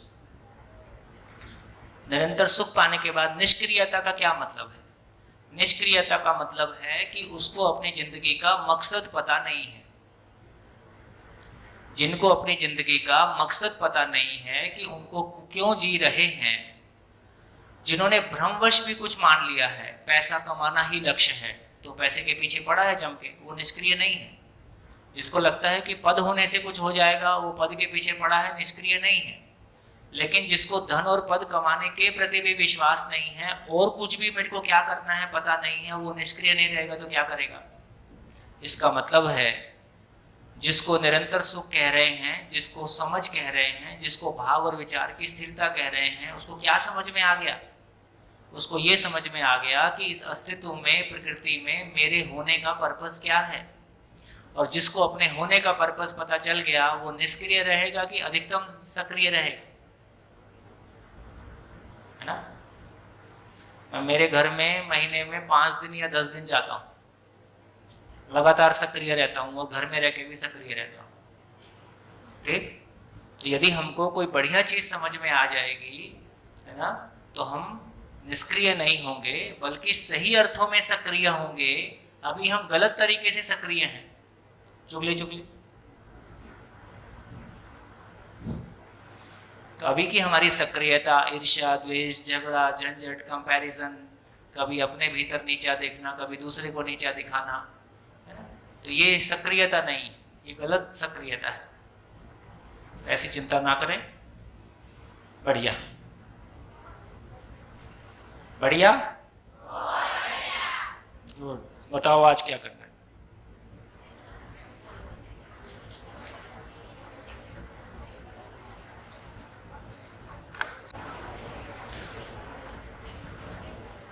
कहां से शुरू किया, कहां पहुंचे? कहां से शुरू किया था? एड्रेस गलत। दूसरा पॉइंट जिंदा रहना, जीना। तीसरा पॉइंट जीना। फाइनली जीना निकला। जीना क्या है? विश्वास के साथ। विश्वास क्या है? क्यों जीना, कैसे जीना? क्यों जीना? सुख की तलाश। कितना सुख? निरंतर। सुख क्या है? स्वीकृति का भाव। स्वीकृति किसके लिए? व्यवस्था के लिए कि अव्यवस्था के लिए? व्यवस्था के लिए स्वीकृति है। तो मैं बीमार हो जाऊं इसके लिए स्वीकृति नहीं है, मैं स्वस्थ रहूं इसके लिए स्वीकृति है। गंदगी के लिए स्वीकृति है कि सफाई के लिए स्वीकृति है? सफाई के लिए स्वीकृति है। तो इस तरह से परिवार शिकायत मुक्त, अभाव मुक्त हो जाए इसके लिए स्वीकृति है कि परिवार में झगड़ा होता रहे इसके लिए स्वीकृति है? परिवार में गरीबी के लिए स्वीकृति है कि परिवार में समृद्धि के लिए स्वीकृति है? समाज में भय मुक्ति के लिए स्वीकृति है कि समाज भयभीत हो इसके लिए स्वीकृति है? ग्लोबल वार्मिंग के लिए स्वीकृति है कि प्रकृति में बैलेंस हो इसके लिए स्वीकृति है? बैलेंस के लिए स्वीकृति। क्लियर हो गया? तो हमारी स्वीकृति किसके लिए है? नेचुरल। ये एक आदमी के लिए है कि सभी आदमी के लिए? सभी आदमी के लिए। फिर जहां अव्यवस्था है वहां हमारी स्वीकृति कैसे आएगी? जहां अव्यवस्था है वहां हमारी स्वीकृति कैसे आएगी?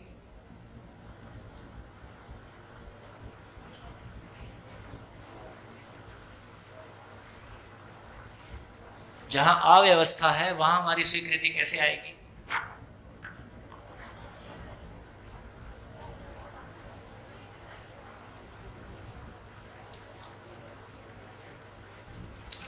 जैसे नेचर में जो कुछ भी हो रहा है वो किसी नियम से हो रहा है कि बिना नियम के हो रहा है? नियम से हो रहा है। तो मानव नियम से सुखी होता है, नियम से दुखी होता है।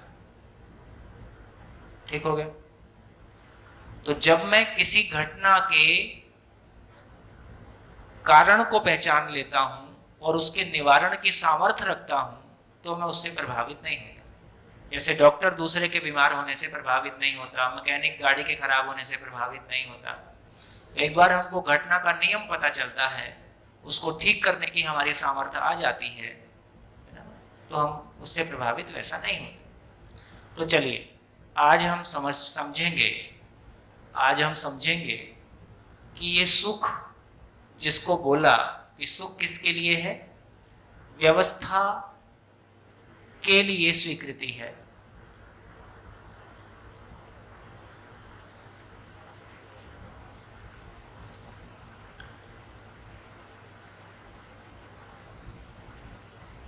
स्वीकृति किसके लिए? व्यवस्था के लिए। तो इसका मतलब सुख क्या है? व्यवस्था कहां से आएगी? मंगल ग्रह से लोग आएंगे तो व्यवस्था कैसे आएगी? हमारी व्यवस्था की समझ होगी। जैसे कल ही एलईडी खराब हो गया तो कोई उसका चिप उड़ गया, तो हमको समझ में आएगा कि जिसको उसकी व्यवस्था समझ में आती है उसको समझ में आएगा।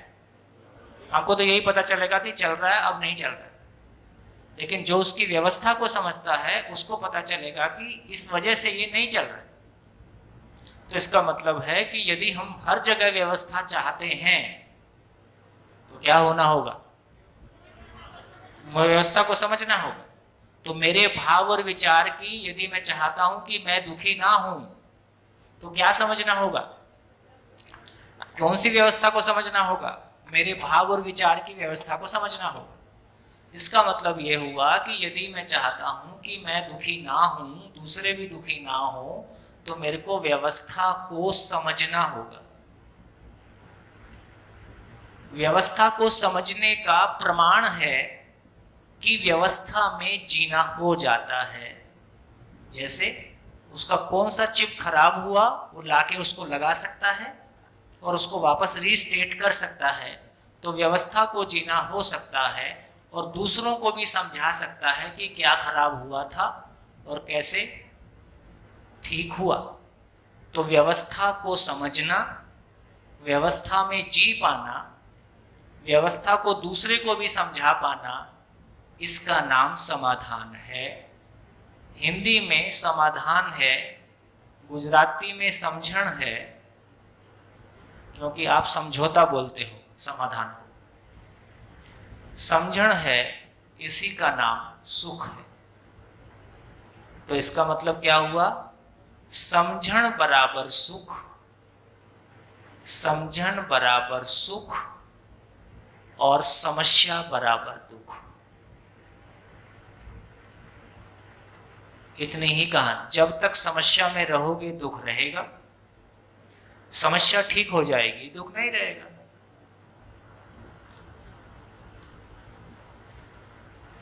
हमारी जिंदगी में कोई भी समस्या है, जब तक वो समस्या के रूप में है दुख रहेगा। तो दुख किस बात की सूचना है?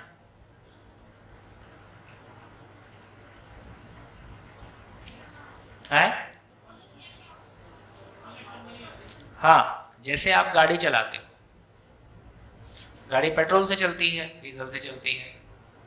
गाड़ी में एक मीटर रहता है जो बताते रहता है कि अब पेट्रोल खत्म होने वाला है, फिर बताता है कि अब रिजर्व में आ गया, और फिर भी ध्यान नहीं दो तो क्या होता है? गाड़ी बंद हो जाएगी। अब वो मीटर वहां रहे कि नहीं रहे? नहीं, ये बार बार बोलता है खत्म हो गया, तो उसको फुल पे रख के फिक्स कर देता हूं। ऐसा कर दूं? मीटर को फुल पे रख के और स्क्रू से टाइट कर दूं, वो हमेशा फुल पे रहेगा, अब कभी खाली नहीं होगा। ऐसा कर दे? नहीं करना। इसका मतलब दुख क्या है? दुख वो मीटर है। ध्यान दो, क्या मतलब? कल्पना करें कि हमारे शरीर में चोट लगे और पता ना चले, ऐसा हो सकता है? जेनेटिकली जो दर्द पैदा करने वाला जीन्स है उसको हटा सकते हैं, फिर चोट लगेगी और पता नहीं चलेगा। तो क्या होगा? फिर तो मम्मी बताएगी बेटा हाथ कहां छोड़ा है, अपने को तो पता नहीं चला कहां कट के गिर गया। तो इसका मतलब दर्द एक सूचना है ताकि मैं शरीर का ख्याल रखूं। जितना दर्द ज्यादा उतनी अव्यवस्था ज्यादा। जैसे जैसे कोई भी जख्म ठीक होता है, दर्द बढ़ता है कि घटता है? घटता है। और धीरे धीरे घटता है कि अचानक घटता है? धीरे धीरे घटता है। और जिस दिन दर्द पूरा ठीक हो जाता है, वो उसका मतलब है कि अब अव्यवस्था ठीक हो गई। तो दर्द क्या चीज है? शरीर में दर्द क्या चीज है? दर्द वो मीटर की तरह से है जो हमको बताता है कि ध्यान दो, कोई चीज गड़बड़ हो रही है। हम उस पर ध्यान देते हैं, उसको ठीक कर लेते हैं। कितने लोगों तक पहुंच गया दर्द क्या चीज है? तो शरीर में दर्द हो कि नहीं हो? हो कि नहीं हो? हो, क्योंकि वो उसको स्वस्थ बनाए रखने की व्यवस्था है। दर्द शरीर को स्वस्थ बनाए रखने के लिए सूचना तंत्र है।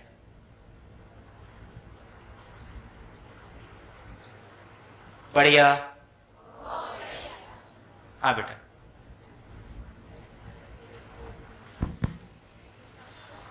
सबको जय मंगल, मैं खुशी। अब अभी पेश हुआ कि समझौता, तो समझौता यानी क्या है? समझौता का मतलब है ज्यादा दुख पाने की बजाय कम दुख को स्वीकार लिया। देखो, दो ऑप्शन है, सुख कम या सुख ज्यादा, कौन सा स्वीकारोगे? सुख ज्यादा, और दो ऑप्शन है, दुख ज्यादा और दुख कम, कौन सा स्वीकारोगे? दुख कम। इसका नाम समझौता।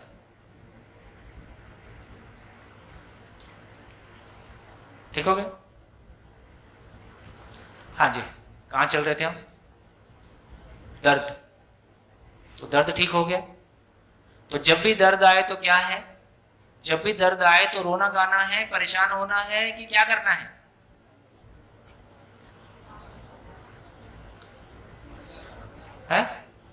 इलाज करना है। तो उसमें रोने गाने की कोई बात ही नहीं है। जब भी दर्द आए ये समझना है कि दर्द क्यों हो रहा है, और धन्यवाद उस दर्द को कि उसने मेरे को सूचना दिया ताकि मैं अपने आप को ठीक रख सकूं। क्या हो गया? Stable state of mind. तो जरा सा कुछ हुआ नहीं और रोना गाना शुरू। तो रोने गाने के लिए दर्द नहीं आया है, दर्द आपको आगे जाके बड़ा वाला रोना नहीं रो, इसके लिए आया है। तो ये ठीक हो गया। क्या बदल गया? क्या बदल गया? दर्द के प्रति हमारी समझ बदल गई, दर्द के प्रति हमारा दृष्टिकोण बदल गया कि दर्द कोई बुरी चीज नहीं है। दर्द मुझको स्वस्थ रखने के लिए, मेरे शरीर को स्वस्थ रखने के लिए प्राकृतिक व्यवस्था है। जैसे मेरी मोटरसाइकिल में, मेरी कार में पेट्रोल का मीटर होता है, ऐसे ये शरीर को स्वस्थ रखने का मीटर है। दुख क्या है? दुख क्या है?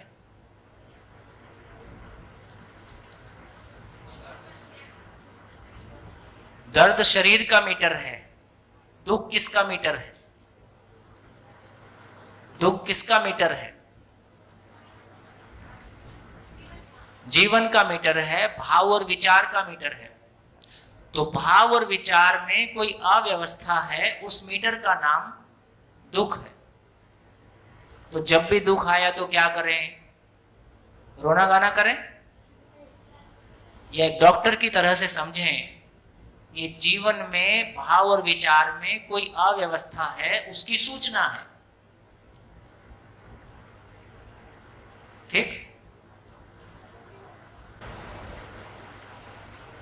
ऐसा अब हमारा दुख के प्रति दृष्टिकोण बदले। और ये सूचना मिले कि नहीं मिले? सूचना मिलेगी तो मुझको अपना अधूरापन पता चलेगा, अधूरापन पता चलेगा तो मैं उसको पूरा कर पाऊंगा, तो मैं आगे बढ़ूंगा। मैं आगे तब बढ़ूंगा जब मेरे को आगे करना क्या है ये पता हो। तो दुख ये बताता है कि आगे क्या करना है, दर्द ये बताता है कि शरीर के लिए आगे क्या करना है। कब तक दर्द होता है शरीर में? जब कोई अव्यवस्था है। जब सब कुछ ठीक होता है तब कोई दर्द होता है? तब दर्द नहीं होता है। कब तक दुख होगा जिंदगी में? जब तक कोई अव्यवस्था है। इसका मतलब कोई चीज समझना शेष है। तो दर्द दुख ये बताता है कि क्या समझना शेष है, उसको समझा जाए। तो अब दुख आएगा तो अब दुख आएगा, जीवन में दुख आएगा तो दुखी होगे कि खुश होगे? दुखी होगे कि खुश होगे? जोर से बोलो, जोर से बोलो।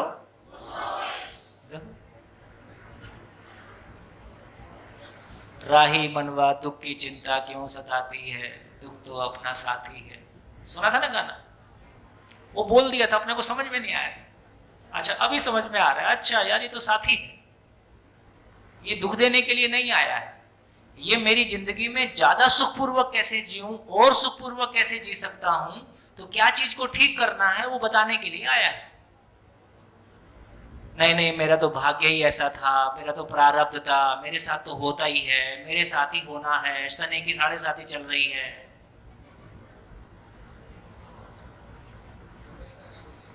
अब ऐसा नहीं बोले,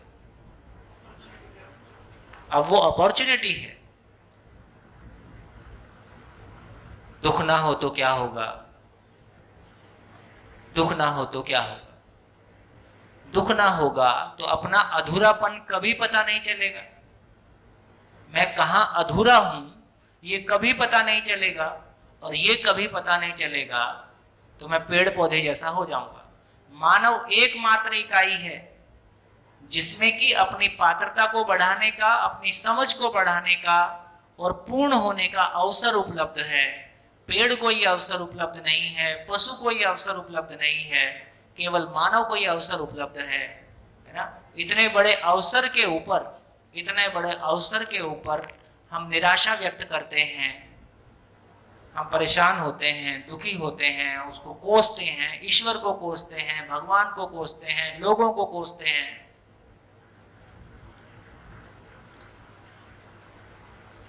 क्या कर रहे हैं हम अस्तित्व को गाली देते हैं। तो अस्तित्व को गाली दे के आपका भला होने वाला नहीं है। तो अस्तित्व को गाली देना है कि अस्तित्व को समझना है? अस्तित्व को समझना है। तो हमारा क्या बदल गया? ये चर्चा करने से क्या बदल गया? State of mind. हम स्टेबिलिटी की ओर जा रहे हैं कि अनस्टेबल होने की तरफ जा रहे हैं? स्टेबिलिटी की ओर जा रहे हैं। अब दुख आएगा तो पहले की तरह से मैं रोना गाना करूंगा या मैं उस पर सोचूंगा? और जिसने दुख दिया उसके लिए गलत सोचूंगा कि उसको धन्यवाद दूंगा, तुम्हारी वजह से मुझको मेरा अधूरापन पता चला, धन्यवाद।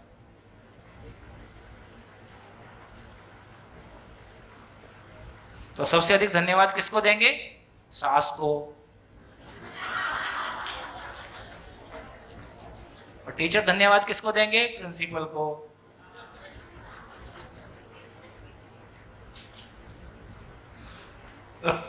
जो जिससे दुखी है उसको धन्यवाद देगा। दृष्टिकोण बदलने की बात है। बोलते हैं ना, नजरें बदलती हैं तो नजारा बदल जाता है। नजरें बदलती हैं तो नजारा बदल जाता है। इसका इतना ही मतलब हुआ, जिस अर्थ में वो घटना अस्तित्व में है उसी अर्थ में मैं उसको देखने लगता हूं। मेरी जिंदगी में जब भी शारीरिक कष्ट आया, वो मेरे को कोई बड़ा योगदान देके जाता है, तो मेरी स्वीकृति है।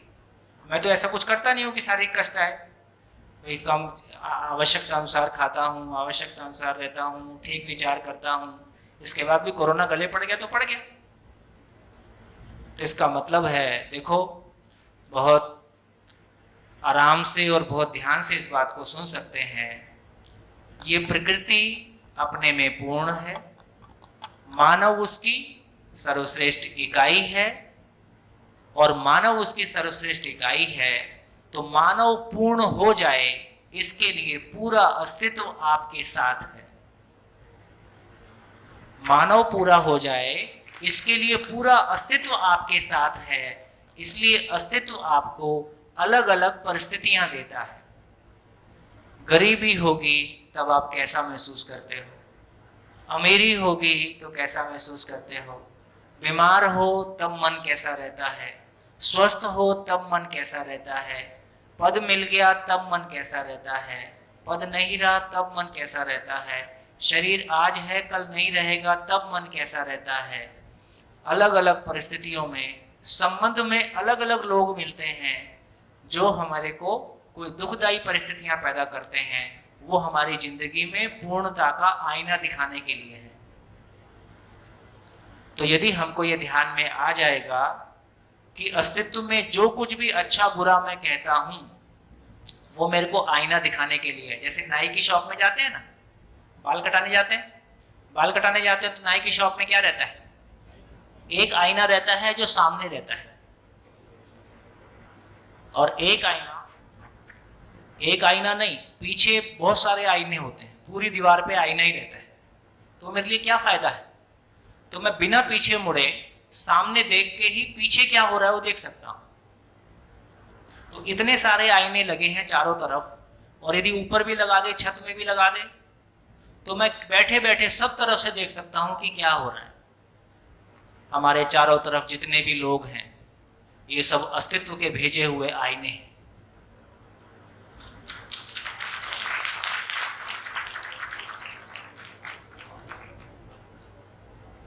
और जो जितना खतरनाक आईना है, वो उतना ही ज्यादा मेरी जागृति के लिए सहायक है।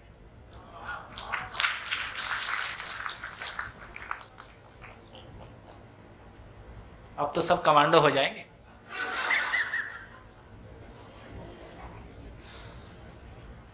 दृष्टिकोण ही तो बदलना है। और ऐसा मैं कह रहा हूं इसलिए ऐसा नहीं है, ऐसा नेचर में है, अस्तित्व में है, इसलिए वो सब कुछ सुनने से ठीक लगता है। और प्रैक्टिसेबल भी है। जी माइक।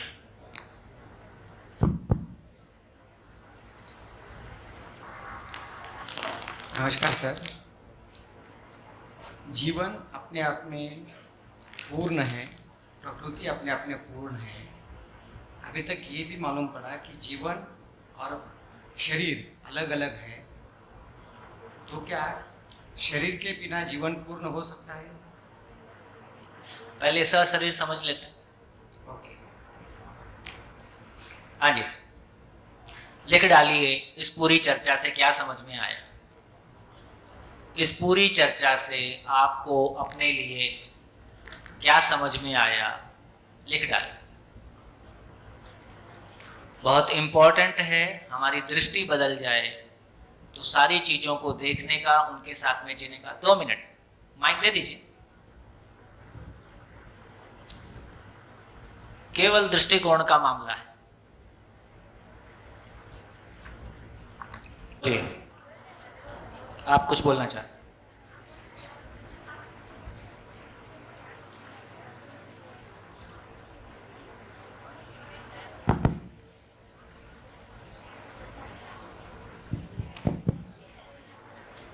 हेलो, मैं दिलीप मेहता बोल रहा हूँ। आप जो हमको अभी सिखा रहे हैं वो आप पूर्णतः ग्रहित किए हुए हैं, अंगीकृत किए हुए हैं। आप जो हमको सिखा रहे हैं आपने पूर्ण ग्रहित किए हुए हैं, अंगीकृत किए हुए हैं, अनुभव कर चुके हैं, इसलिए आप हमको सिखा रहे हैं। मेरा आपको प्रश्न से ये है, क्या आपको अनंत आनंद प्राप्त हुआ है? मेरे बोलने की बजाय इस क्वेश्चन का आंसर आपको अपने से मिल जाए तो ज़्यादा बेहतर होगा। और अभी 5 दिन बचा है, देखते हैं। हाँ जी, कोई शेयरिंग? हेलो, हाँ, मेरा नाम दीपाली है। मुझे ये सभा से यह समझ में आया कि सुख के लिए दुख जरूरी है। तभी तो हमें हाँ, समझ में आया। सुख के लिए दुख जरूरी है, इसका इतना ही मतलब हुआ कि सुख तक पहुंचने की प्रक्रिया में जो मेरे भीतर अधूरापन है उसकी सूचना का नाम दुख है। जैसे एक बच्चे को, जैसे आप मैथमेटिक्स का क्वेश्चन सॉल्व करते हैं, आंसर एक बार में आ जाता है। एक बार ये आया, एक बार वो आया, फिर आंसर मिला के देखते हैं, आंसर नहीं मिल रहा है, दोबारा सॉल्व करो, तिबारा सॉल्व करो। जब आंसर ठीक आ जाता है उसके बाद दोबारा गलती होती है। एक बार क्वेश्चन सॉल्व कर दिया उसके बाद दोबारा गलती होती है कि दोबारा फिर ठीक हो जाता है। एक बार साइकिल चलाना आ गया, फिर गिरते हैं क्या?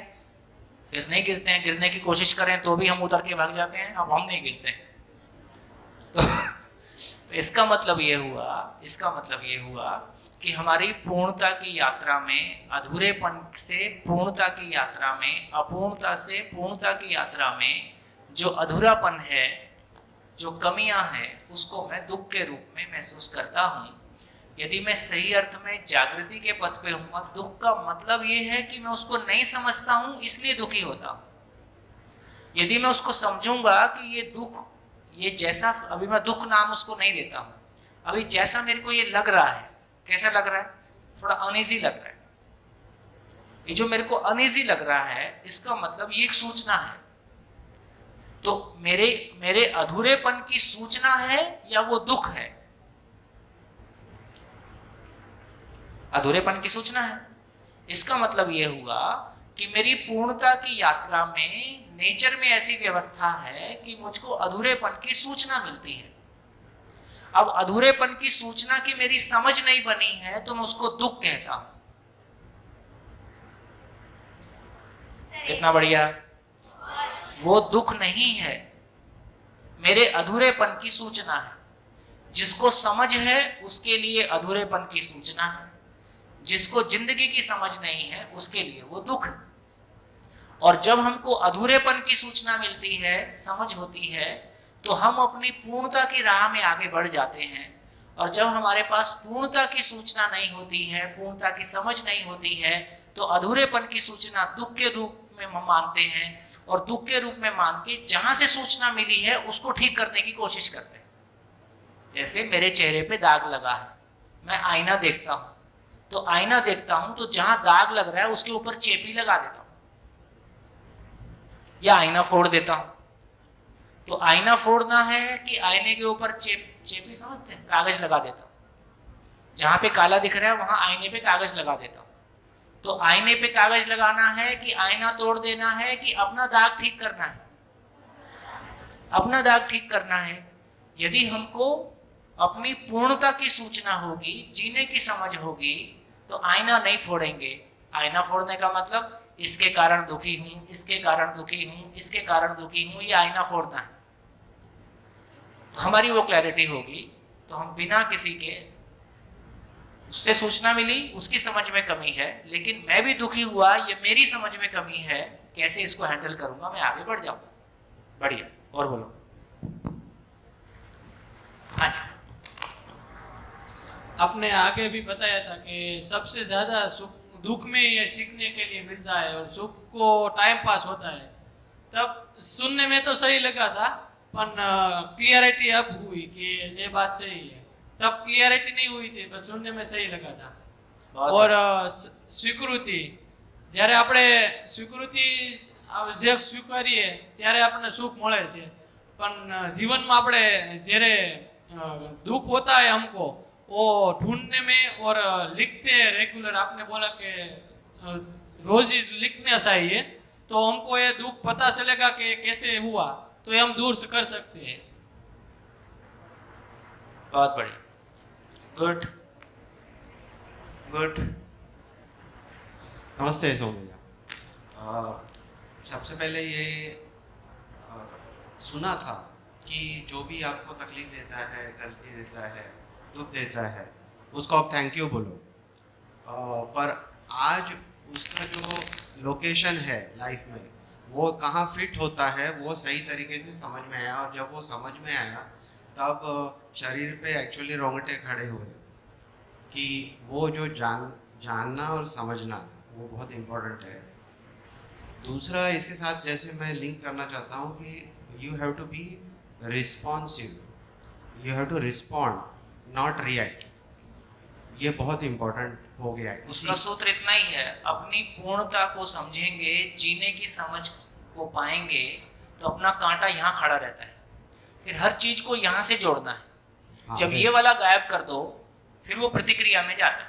हाँ, तो जब हम ये भी सुनते हैं, मतलब हम नहीं, मैं जब ये भी सुन रहा था कि आप इच्छा रखो तो सारी कायनात आपको मदद करने के लिए आ जाएगी, उसका सही अर्थ ये है कि वो इंडिकेट करती है, ना कि वो एक कटोरे में आपके लिए सक्सेस लेके खड़ी है और आपको वो देने के लिए उत्पन्न है।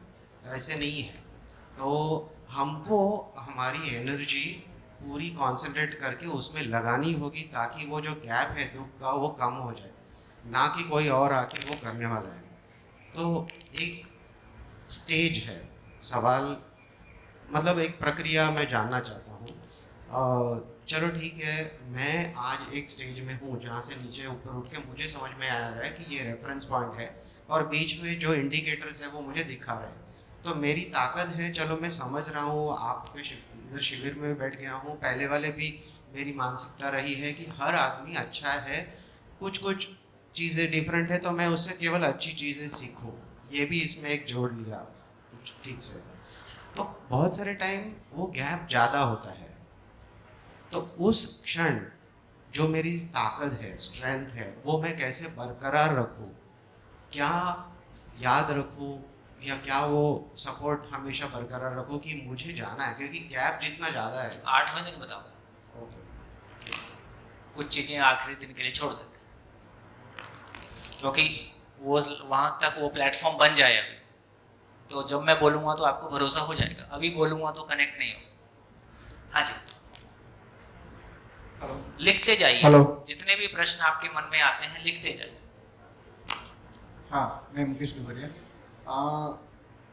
कल तक जो आपने जीने में हमको जिंदा रहने से जीने की सफ़र कराई, वो पहले तो बहुत अच्छी लगी, लेकिन शाम तक होते होते हम तक अभी जो जिंदा रहने के एरिया में काम किया है वो भी खींचता है और अंदर गड़मथल होती है कि ये सब जो हमने अब तक किया है और जो पूरे परिवार में या जहाँ पर रहते हैं उसको भी ये पार्ट रखना है, तो वहाँ पर भी अनबैलेंस लगता है, ये करे ना करे, आप ये कहाँ ले जा रहे हैं, ये मतलब जैसे सन्यासी जैसा जीवन। और एक बार तो घर में ऐसी बात भी हुई थी कि आप ये जीवन विद्या सुन रहे हो इतने दिनों से, आप ये पैसा कमाना मत छोड़ देना। मतलब वो आज अभी सुबह का जो सेशन आया तो उसमें ये समझ बनी कि हम लोग अभी तक जिंदा रहने के एरिया में काम करके जीने के एरिया के भाव विचार को भी बिगाड़ते थे, और अभी ऐसा थोड़ा रास्ता दिखा है कि जीने के एरिया में काम करके जिंदे रहने के एरिया को भी अच्छी तरह से संवारा जा सकता है और उसकी उपयोगिता बढ़ाई जा सकती है। ऐसा रास्ता अभी दिख रहा है, दिखना शुरू हुआ है। I don't know how. बढ़िया बढ़िया। देखिए, पूरी नेचर को देखेंगे तो जितनी आवश्यकता है उससे ज़्यादा हमेशा चीज़ें उपलब्ध हैं, तो हमको भी गरीबी से जीने की कोई ज़रूरत नहीं है। हाँ, ये पहचानने की ज़रूरत है कि वाकई में हमारी ज़रूरतें कितनी हैं, उसको आगे करेंगे। हाँ जी। अभी जो महाभारत में बात आती है, कुंता माता ने भगवान से दुख मांगा, तो ये तार अभी जुड़ा कि हम जो मानते हैं सभी, हमारा जो संप्रदाय अध्यात्म है वो कहता है कि भगवान से जुड़ जाने से सुख मिलता है, भगवान से जुड़े रहे तो हम सुख में रहते हैं। तो कुंता माता ने इसलिए दुख मांगा था कि वो भगवान से जुड़े रहे, अगर सुख आता है तो वो विभक्त होता जाए। हमारा भी यही होता है कि ये जो इंद्रिय जन्य सुख मिल जाता है तो ये बात छूट जाती है, तो अभी ये तार जुड़ गया। देखो, जब हम इंजीनियरिंग या टेक्निकल कोर्स करके फील्ड में जाते हैं तो जो लोग हमको ट्रेन करते हैं वो आर्टिफिशियली प्रॉब्लम क्रिएट करके देते हैं और हमको वो प्रॉब्लम ढूंढना होता है। तभी तो हमको कॉन्फिडेंस आता है कि हाँ मैं समझता हूँ। तो ऐसा माने कि जिंदगी बहुत सारे प्रॉब्लम हमको क्रिएट करके देती है, चाहे वो ताकि हम उसको हैंडल कर पाएं और कॉन्फिडेंस पा सकें कि मुझको हैंडल करना आता है, नहीं तो कैसे पता चलेगा। हाँ जी। मुझे ये समझ में आया है कि असामान्य स्थिति में भी सामान्य रहना चाहिए और दूसरों के साथ कंपेयर करने से हमारी खामियां नजर आती है, और दुख ना होगा तो ये पता नहीं चलेगा कि मैं अधूरा कैसे हूँ। ये बात समझ में आएगी। अब ससुराल से डर तो नहीं लग रहा? अब कितने लोगों को ससुराल से डर नहीं?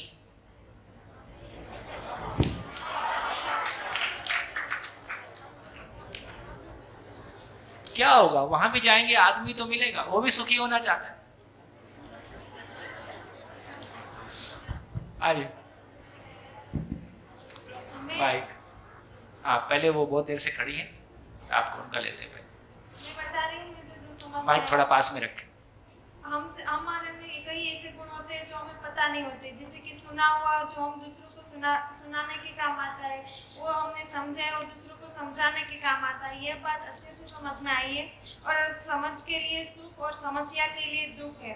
दर्द शरीर का मीटर है, उसी तरह दुख भाव और विचार का मीटर है। गुड। हाँ जी। इतनी शेयरिंग आएगी तो दिन बढ़ाने पड़ेंगे। मेरा नाम जामुसा कोमल। मैं आज दुख के बारे में जो समझी हूँ वो थोड़ा सा कहना चाहती हूँ। मेरे दुख के प्रति पूरा नजरिया ही बदल गया है, क्योंकि जो मुझे दुख देता है मैं सोचती हूँ कि वो बुरा है, पर नहीं, अब पता चला कि उसको भी धन्यवाद देना है, क्योंकि वो हमारे में अव्यवस्था का दर्शन कराता है। उसके प्रति पूरा भाव ही चेंज हो गया है। दुख में जो हम बचने के लिए प्रयास करते हैं, वो दुख तो हमको अपने आप को ठीक करने का एक मौका है। अब ये सब सुनकर मुझे अपने आप को ये प्रश्न होता है कि क्या मेरे में दुख आएगा तो मैं रो पाऊंगी या नहीं, कि खुश हूँ।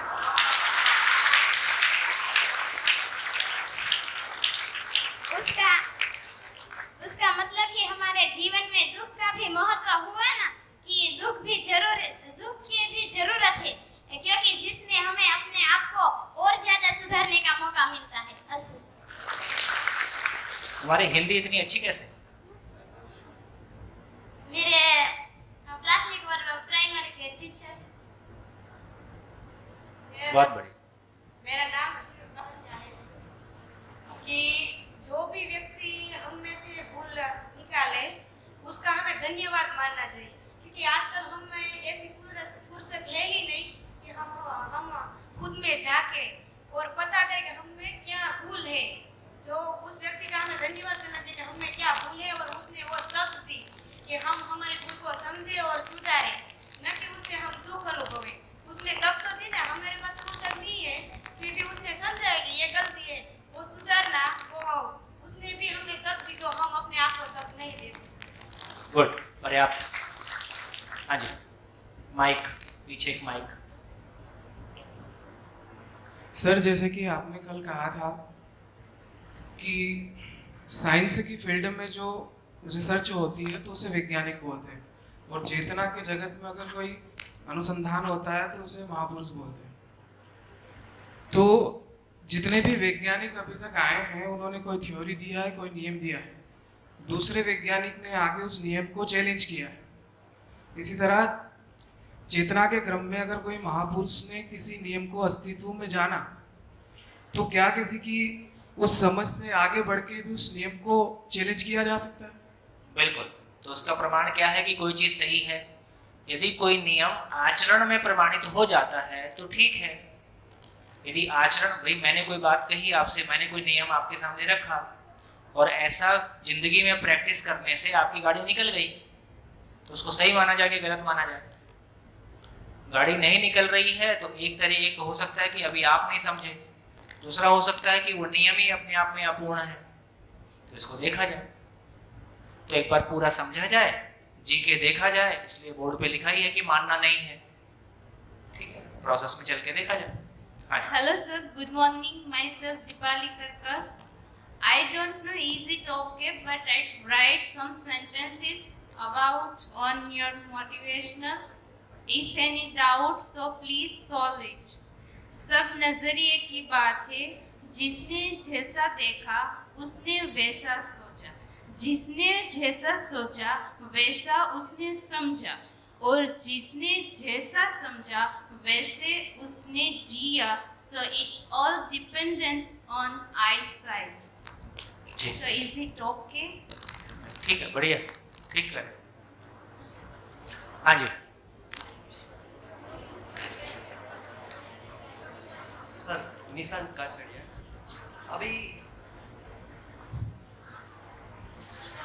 अभी मतलब कि एक मैं पहले चुटकुला सुनाता हूँ गुजराती का, उसके बाद में प्रॉपरली क्या समझा वो समझाता हूँ। हमारे गुजराती में एक चुटकुला है सर कि एक व्यक्ति जाता है डॉक्टर के पास, तो उसको पूरे बदन में दर्द होता है, तो वो डॉक्टर को बोलता है कि सर मुझे पूरे बदन में दर्द है। तो डॉक्टर बोलता है कि जहाँ जहाँ पे आपको दर्द है वहाँ पे आपकी अपनी उंगली रख के बताइए कहाँ कहाँ पे दर्द है आपको। तो वो नीचे पहले पैर पे टच करता है, हाँ वो सर यहाँ पे दर्द है, फिर हाथ पे लगाता है यहाँ पे दर्द है, माथे पे दर्द है, सब जगह पे दर्द है उसको। फिर उसका आउटकम लास्ट में ये आता है कि उसकी उंगली पे दर्द होता है। अभी उंगली में दर्द अभी यही परिस्थिति है। मुझे लग रहा था कि सब जगह पे अव्यवस्था फैली हुई है, अभी लग रहा है कि मेरी अव्यवस्था के कारण सब जगह पे अव्यवस्था फैली हुई है। बहुत अभी इस मोमेंट पे सर अभी मुझे सरकार पे भी मतलब गुस्सा नहीं आ रहा है, अभी मुझे दिल्ली के रेप केस पे भी गुस्सा नहीं आ रहा है, अभी मुझे तालिबान पे भी गुस्सा नहीं आ रहा है, अभी मुझे अपने आप पे मतलब थोड़ा ऐसा हो रहा है कि अभी यहाँ से हमारी दम होगी तो सबको हैंडल कर लेंगे। देखो भरोसा किस बात का है कि माँ के पेट से ना कोई तालिबान निकलता है, ना कोई गाली देने वाला निकलता है, ना आतंकवादी निकलता है, ना रेपिस्ट निकलता है। इसका मतलब है जो कुछ भी ये देन है हम बड़े लोगों की देन है। कौन फिल्म बच्चे बना रहे कि बड़े बना रहे? ठीक है, तो इसका मतलब ये हुआ कि माँ बाप समझदार नहीं थे, नंबर एक। जिस स्कूल में गए वहाँ भी जिंदा रहने का हाल था, नंबर 2। समाज का भी वही हाल है, नंबर 3। जो अपने आप को बहुत पढ़े लिखे और समझदार मानते हैं वहाँ भी यदि यही हाल है तो किसके पास जाएं? फिर हमारे लिए मोटिवेशन क्या है? मोटिवेशन यही है कि ज़्यादा पैसा, बड़ी गाड़ी, इसी का नाम जिंदगी, और तेल बेचारे का सबका निकला रहता है। तो इसका अर्थ ये हुआ कि आशा की किरण ये है कि एक तरफ जब प्रोडक्ट है वो नेचुरल है, उसमें कोई इम्प्योरिटी नहीं है इस सेंस में, दूसरी तरफ हर आदमी समझना ही चाहता है। तो ये बीच का जो मैकेनिज्म है, गर्भ संस्कार से लेके प्री प्राइमरी एजुकेशन से लेके प्राइमरी एजुकेशन से लेके स्कूल एजुकेशन तक, कम से कम ये 8 तक की एजुकेशन समाज के हाथ में ज़्यादा प्रभावी तरीके से आ सकती है। 5th तक की तो पूरी तरह से आ सकती है। तो हम लोग जिम्मेदार बनेंगे तो कम से कम 5th तक की एजुकेशन समाज विधि से हो, परिवार विधि से हो, और हम माँ बाप इस बात की जिम्मेदारी लें। जिस तरह से मेहनत करके हम परिवार के लिए पैसा कमाते हैं, उसी तरह से मेहनत करके एक अच्छा आचरण भी कमाएं, अपने बच्चों को सुविधा उपलब्ध कराने के साथ साथ एक अच्छा आचरण का वातावरण भी उपलब्ध कराएं। ये हमारी जिम्मेदारी है। जी नमस्कार सर। अभी तक जो मैं समझा हूँ और मेरे जो प्रश्न है उसके बारे में बात करूँगा सर। जैसे आपने बताया कि सुख है वो प्रकृति के नियम से और व्यवस्था से मिलता है। जैसे डॉक्टर और मैकेनिक है, उसको पता है कि तकलीफ कहाँ है, तो वो दुखी नहीं होते और उसको रिपेयरिंग करना आता है, तो उसकी जो मेंटली स्टेबिलिटी है वो चेंज नहीं होती। और दुख है वो हर समय हमको जागरूक रखता है, आप ये बोल रहे थे, और अपने को पूर्ण बनाने की प्रोसेस में है। और हमको हर समय अपने अव्यवस्था है आसपास में, उसको सुधारने की कोशिश करनी चाहिए। और दुख है वो अपूर्णता की निशानी है। और सुख है वो समझण से आता है। मतलब दुख, दर्द, समस्या से हमें विचलित नहीं होना चाहिए और मानसिक स्थिर रहना चाहिए। स्थिर हो जाते हैं अगर हमें पता है तो। जैसे हम स्थिर रहते हैं, विचलित नहीं होते हैं, तो हम अपना 100% परफॉर्मेंस दे पाते हैं। लेकिन दूसरी बात सर, मेरे मन में ये क्वेश्चन है कि ये सब जो है, जैसे मुझे एक स्टोरी में आपको बताता हूँ कि जैसे मानव है या कोई प्राणी है, वो अपना स्वभाव है वो छोड़ नहीं पाता। जैसे बिच्छू है, उसको आप कितना भी अच्छे से बिहेवियर करो लेकिन वो काटता ही है। और सांप है, उसको आप बचाने की कोशिश करोगे तो भी आपको वो काटता है। शेर हो या कोई भी हो, उसको आप ट्रेन करोगे तो ठीक है, वरना एक समय उसको इतनी भूख लगेगी कि वो आपको भी खा जाएगा, फिर भी आप जो भी आपके साथ रहते हैं तो भी। तो मेरा ये क्वेश्चन है सर कि अगर कोई आदमी ये अव्यवस्था जो हमारे फैलाता है वो छोड़ ही नहीं पाता है, हम अपनी मेंटल स्टेबिलिटी कितनी भी रखें, तो हम उस समय क्या करें? क्योंकि आज हम मोटिवेट हो गए हैं कंप्लीटली, लेकिन जब आप हमें रोज तो नहीं मोटिवेट कर पाएंगे। हम जहाँ पर काम करते हैं वहाँ पर ये परिस्थिति उपलब्ध होती है कि हम भी चाहते हैं कि लोग हमसे ताल मिलाएं, व्यवस्था से भागरूप बने, लेकिन होता ये है कि अपना स्वभाव की वजह से या उन्हें जो भी कुछ तकलीफ है उनकी वजह से वो हमेशा दुख और दर्द उत्पन्न करते रहते हैं, अव्यवस्था फैलाते हैं। तो उसके लिए हम अपनी स्टेबिलिटी कैसे मेंटेन करें?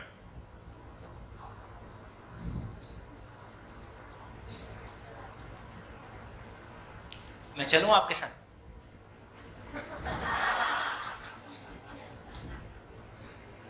देखो, सूत्र इतना ही है, समझ बराबर सुख और समस्या बराबर दुख। तो जब भी समस्या घर में आए कि बाहर में आए, करना तो इतना ही है कि अपनी समझ और बेहतर करने की जरूरत है, और समस्या ना भी आए तो भी अपनी समझ बेहतर करने की जरूरत है। आप जितना आप हैंडल कर पाएंगे, जितना नहीं कर पाएंगे उतना झेलेंगे, जितना झेलेंगे उतना समझने की आवश्यकता पड़ेगी। इसमें और उससे ज्यादा क्या करेंगे? कोई शॉर्टकट है नहीं, है ना। सूत्र है ज्यादा पीड़ा जल्दी राहत, ज्यादा पीड़ा। वो पुराना था ना, सुख में सुमरण दुख में सुमरण सब करें, सुख में सुमरण करे ना कोई, दुख में जो सुमरण करें सुख में। इसका मतलब है कि हमको रूटीन जिंदगी में तो हम एंजॉय करना चाहते हैं, और जब वो एंजॉय कर रहे हैं मतलब सीख कुछ नहीं रहे हैं, कोई समझने का काम नहीं चल रहा है। और जब आप उसी स्थिति में हो तो कोई प्रॉब्लम आती है तो हम हैंडल नहीं कर पा रहे हैं। देखो बोर्ड पे लिखा था परिभाषा की, विद्यार्थी की परिभाषा। विद्यार्थी की परिभाषा क्या थी? क्यों जीना है, कैसे जीना है, ये 24/7 आप में चलता रहता है। जैसे मैं जिंदगी का एक विद्यार्थी हूँ, कोई क्षण ऐसा नहीं जाता मेरे पास से जब ये मेरे भीतर टिका हुआ नहीं रहता है। ठीक, इसका मतलब ये हुआ कि यदि मेरा इतना ध्यान बना हुआ है तो हर जगह में, हर परिस्थिति में कैसे रास्ते निकाले जाएंगे, कैसे अपनी योग्यता बढ़ाई जाए, उस पर हम काम करेंगे। तो इसका और कोई रास्ता नहीं है। दूसरा रास्ता ये है कि जहां काम कर रहे हो, स्थिति यही है कि या तो जहां काम कर रहे हो उसमें आप ढल जाओ, या उनको अपने में ढाल लो, या बीच में थोड़ा झेलते हुए अपनी योग्यता बढ़ाओ, छोड़ दो। और क्या बोलो, अपनी जिंदगी में रास्ते आपको ही निकालने हैं, आपकी जगह आके दूसरा कोई रास्ता नहीं निकालेगा। चॉइस आपकी है, यही मानव के पास कल्पनाशीलता है और कर्म स्वतंत्रता है, रास्ते आपको निकालने। हाँ जी। Good morning to all, myself Asmita Darjiya. Sir मेरा एक कंफ्यूजन है जिंदा रहना और जीने में। जिंदा रहना यानी हमारा सुख है, और जीना जो हमें निरंतर सुख मिले वो जीना है।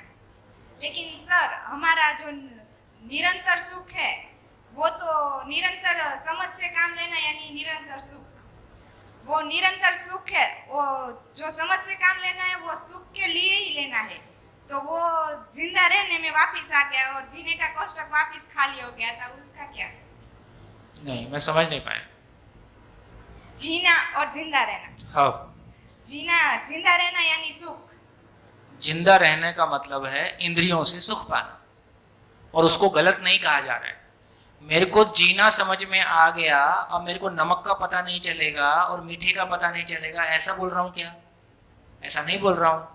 तो जीने का मतलब है कि मेरा स्टेबल स्टेट ऑफ माइंड, मेरे भाव और विचार में कोई समस्या नहीं है, असुरक्षा नहीं है, असंतोष नहीं है, स्टेबिलिटी है। अब मैं खाना खाऊंगा तो कैसे खाऊंगा? तो पहले से स्वाद कम आएगा कि ज्यादा आएगा? अभी तो खाते खाते कोई चिंता मन में चल रही थी, पता ही नहीं चला क्या खाया। अब तो अंदर में इतना एग्रेशन है, अंदर में इतनी अनसर्टेनिटी है कि एकदम चबा के भी नहीं खाया, सीधा ठूंस दिया। तो जब मैं मेंटली स्टेबल रहूंगा तो भौतिक सुख को भी मैं अभी से ज्यादा एंजॉय करूंगा, किसी चीज को मैं एप्रिशिएट कर पाऊंगा। अभी मेरी चीज मेरे को अच्छी लगती है, दूसरे की चीज वैसी अच्छी नहीं लगती है, फिर मेरे को संसार की हर चीज को मैं एप्रिशिएट कर पाऊंगा। तो ये कहा जा रहा है कि सही मायने में इंद्रियों में भी जो सुख है, सही मायने में संतुलित विधि से उसको एप्रिशिएट करने के लिए भी एक स्टेबल स्टेट ऑफ माइंड की जरूरत है। ठीक हो गया? तो अभी जब हम कह रहे हैं कि जिंदा रहना, इसका मतलब हमारे पास इंद्रियों का सुख है और इधर भूतकाल की पीड़ा, वर्तमान से विरोध, भविष्य की चिंता, झंझट जारी है। अपनों से दुख पाया और अपना अहंकार फैलाया और हम लास्ट में अकेले हो गए। अब क्या हो गया कि ये वाला भी ठीक हो गया, ये वाला भी ठीक हो गया। तो बार बार क्या बोल रहा हूँ, हमारे कपड़े भी ठीक है, हमारा मकान भी ठीक है, हमारी गाड़ी भी ठीक है ना, हमारा मन भी ठीक है। नहीं सर, वैसे नहीं। जीना है, समझ से जीना है। समझ से क्यों जीना है कि हम निरंतर सुख पाए। तो वो तो जिंदा रहने में आ गया ना वापस। कैसे? अरे कोई बात नहीं। देखो, दोनों सुख अलग अलग हैं। कल जब सुरेश भाई बोल रहे थे तो वो आइसक्रीम की बात कर रहे थे ना, तो आइसक्रीम खाने से जो सुख मिलता है, ये कैसा सुख है? मोमेंटरी है, क्षणिक है। लेकिन तुम्हारे भाई के साथ, बहन के साथ, माता पिता के साथ यदि संबंध अच्छे बने रहते हैं तो उसका कोई सुख मिलता है कि नहीं मिलता है? तो आइसक्रीम वाला ज्यादा है कि संबंध वाला ज्यादा है? आइसक्रीम वाला ज्यादा है, संबंध वाला ज्यादा है। तो संबंध वाला सुख भी हमारे पास में रहे और आइसक्रीम तो बीच बीच में खाते ही रहेंगे।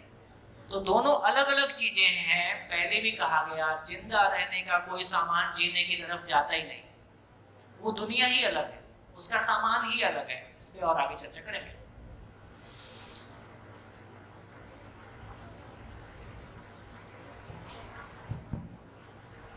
मैंने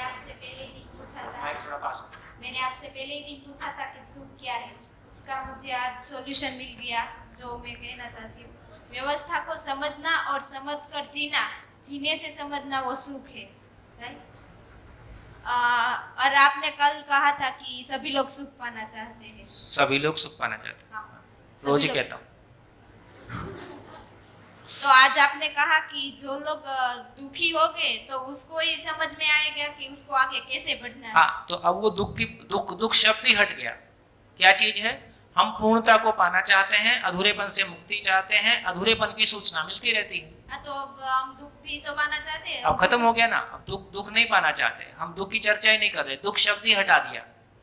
दुख शब्द कब है? जब मेरे को सूचना को, जैसे शरीर मेरा है और उसमें दर्द होता है, तो मेरे को यही पता चलता है कि दर्द होता है। क्यों हो रहा है, कैसे ठीक होगा, मुझको पता नहीं चलता है। तो मेरे लिए वो दर्द है, डॉक्टर के लिए सूचना, ताकि वो कैसे हैंडल करे।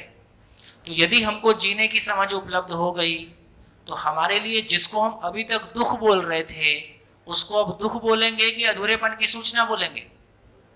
तो दुख खत्म जिंदगी से। पीछे माइक। संबंधों में ही सुख है तो सब लोग पैसों के पीछे क्यों भागते हैं? क्योंकि सुख समझ में नहीं आया, इतना भी समझ में नहीं आया। धन्यवाद, नमस्कार, फिर मिलेंगे।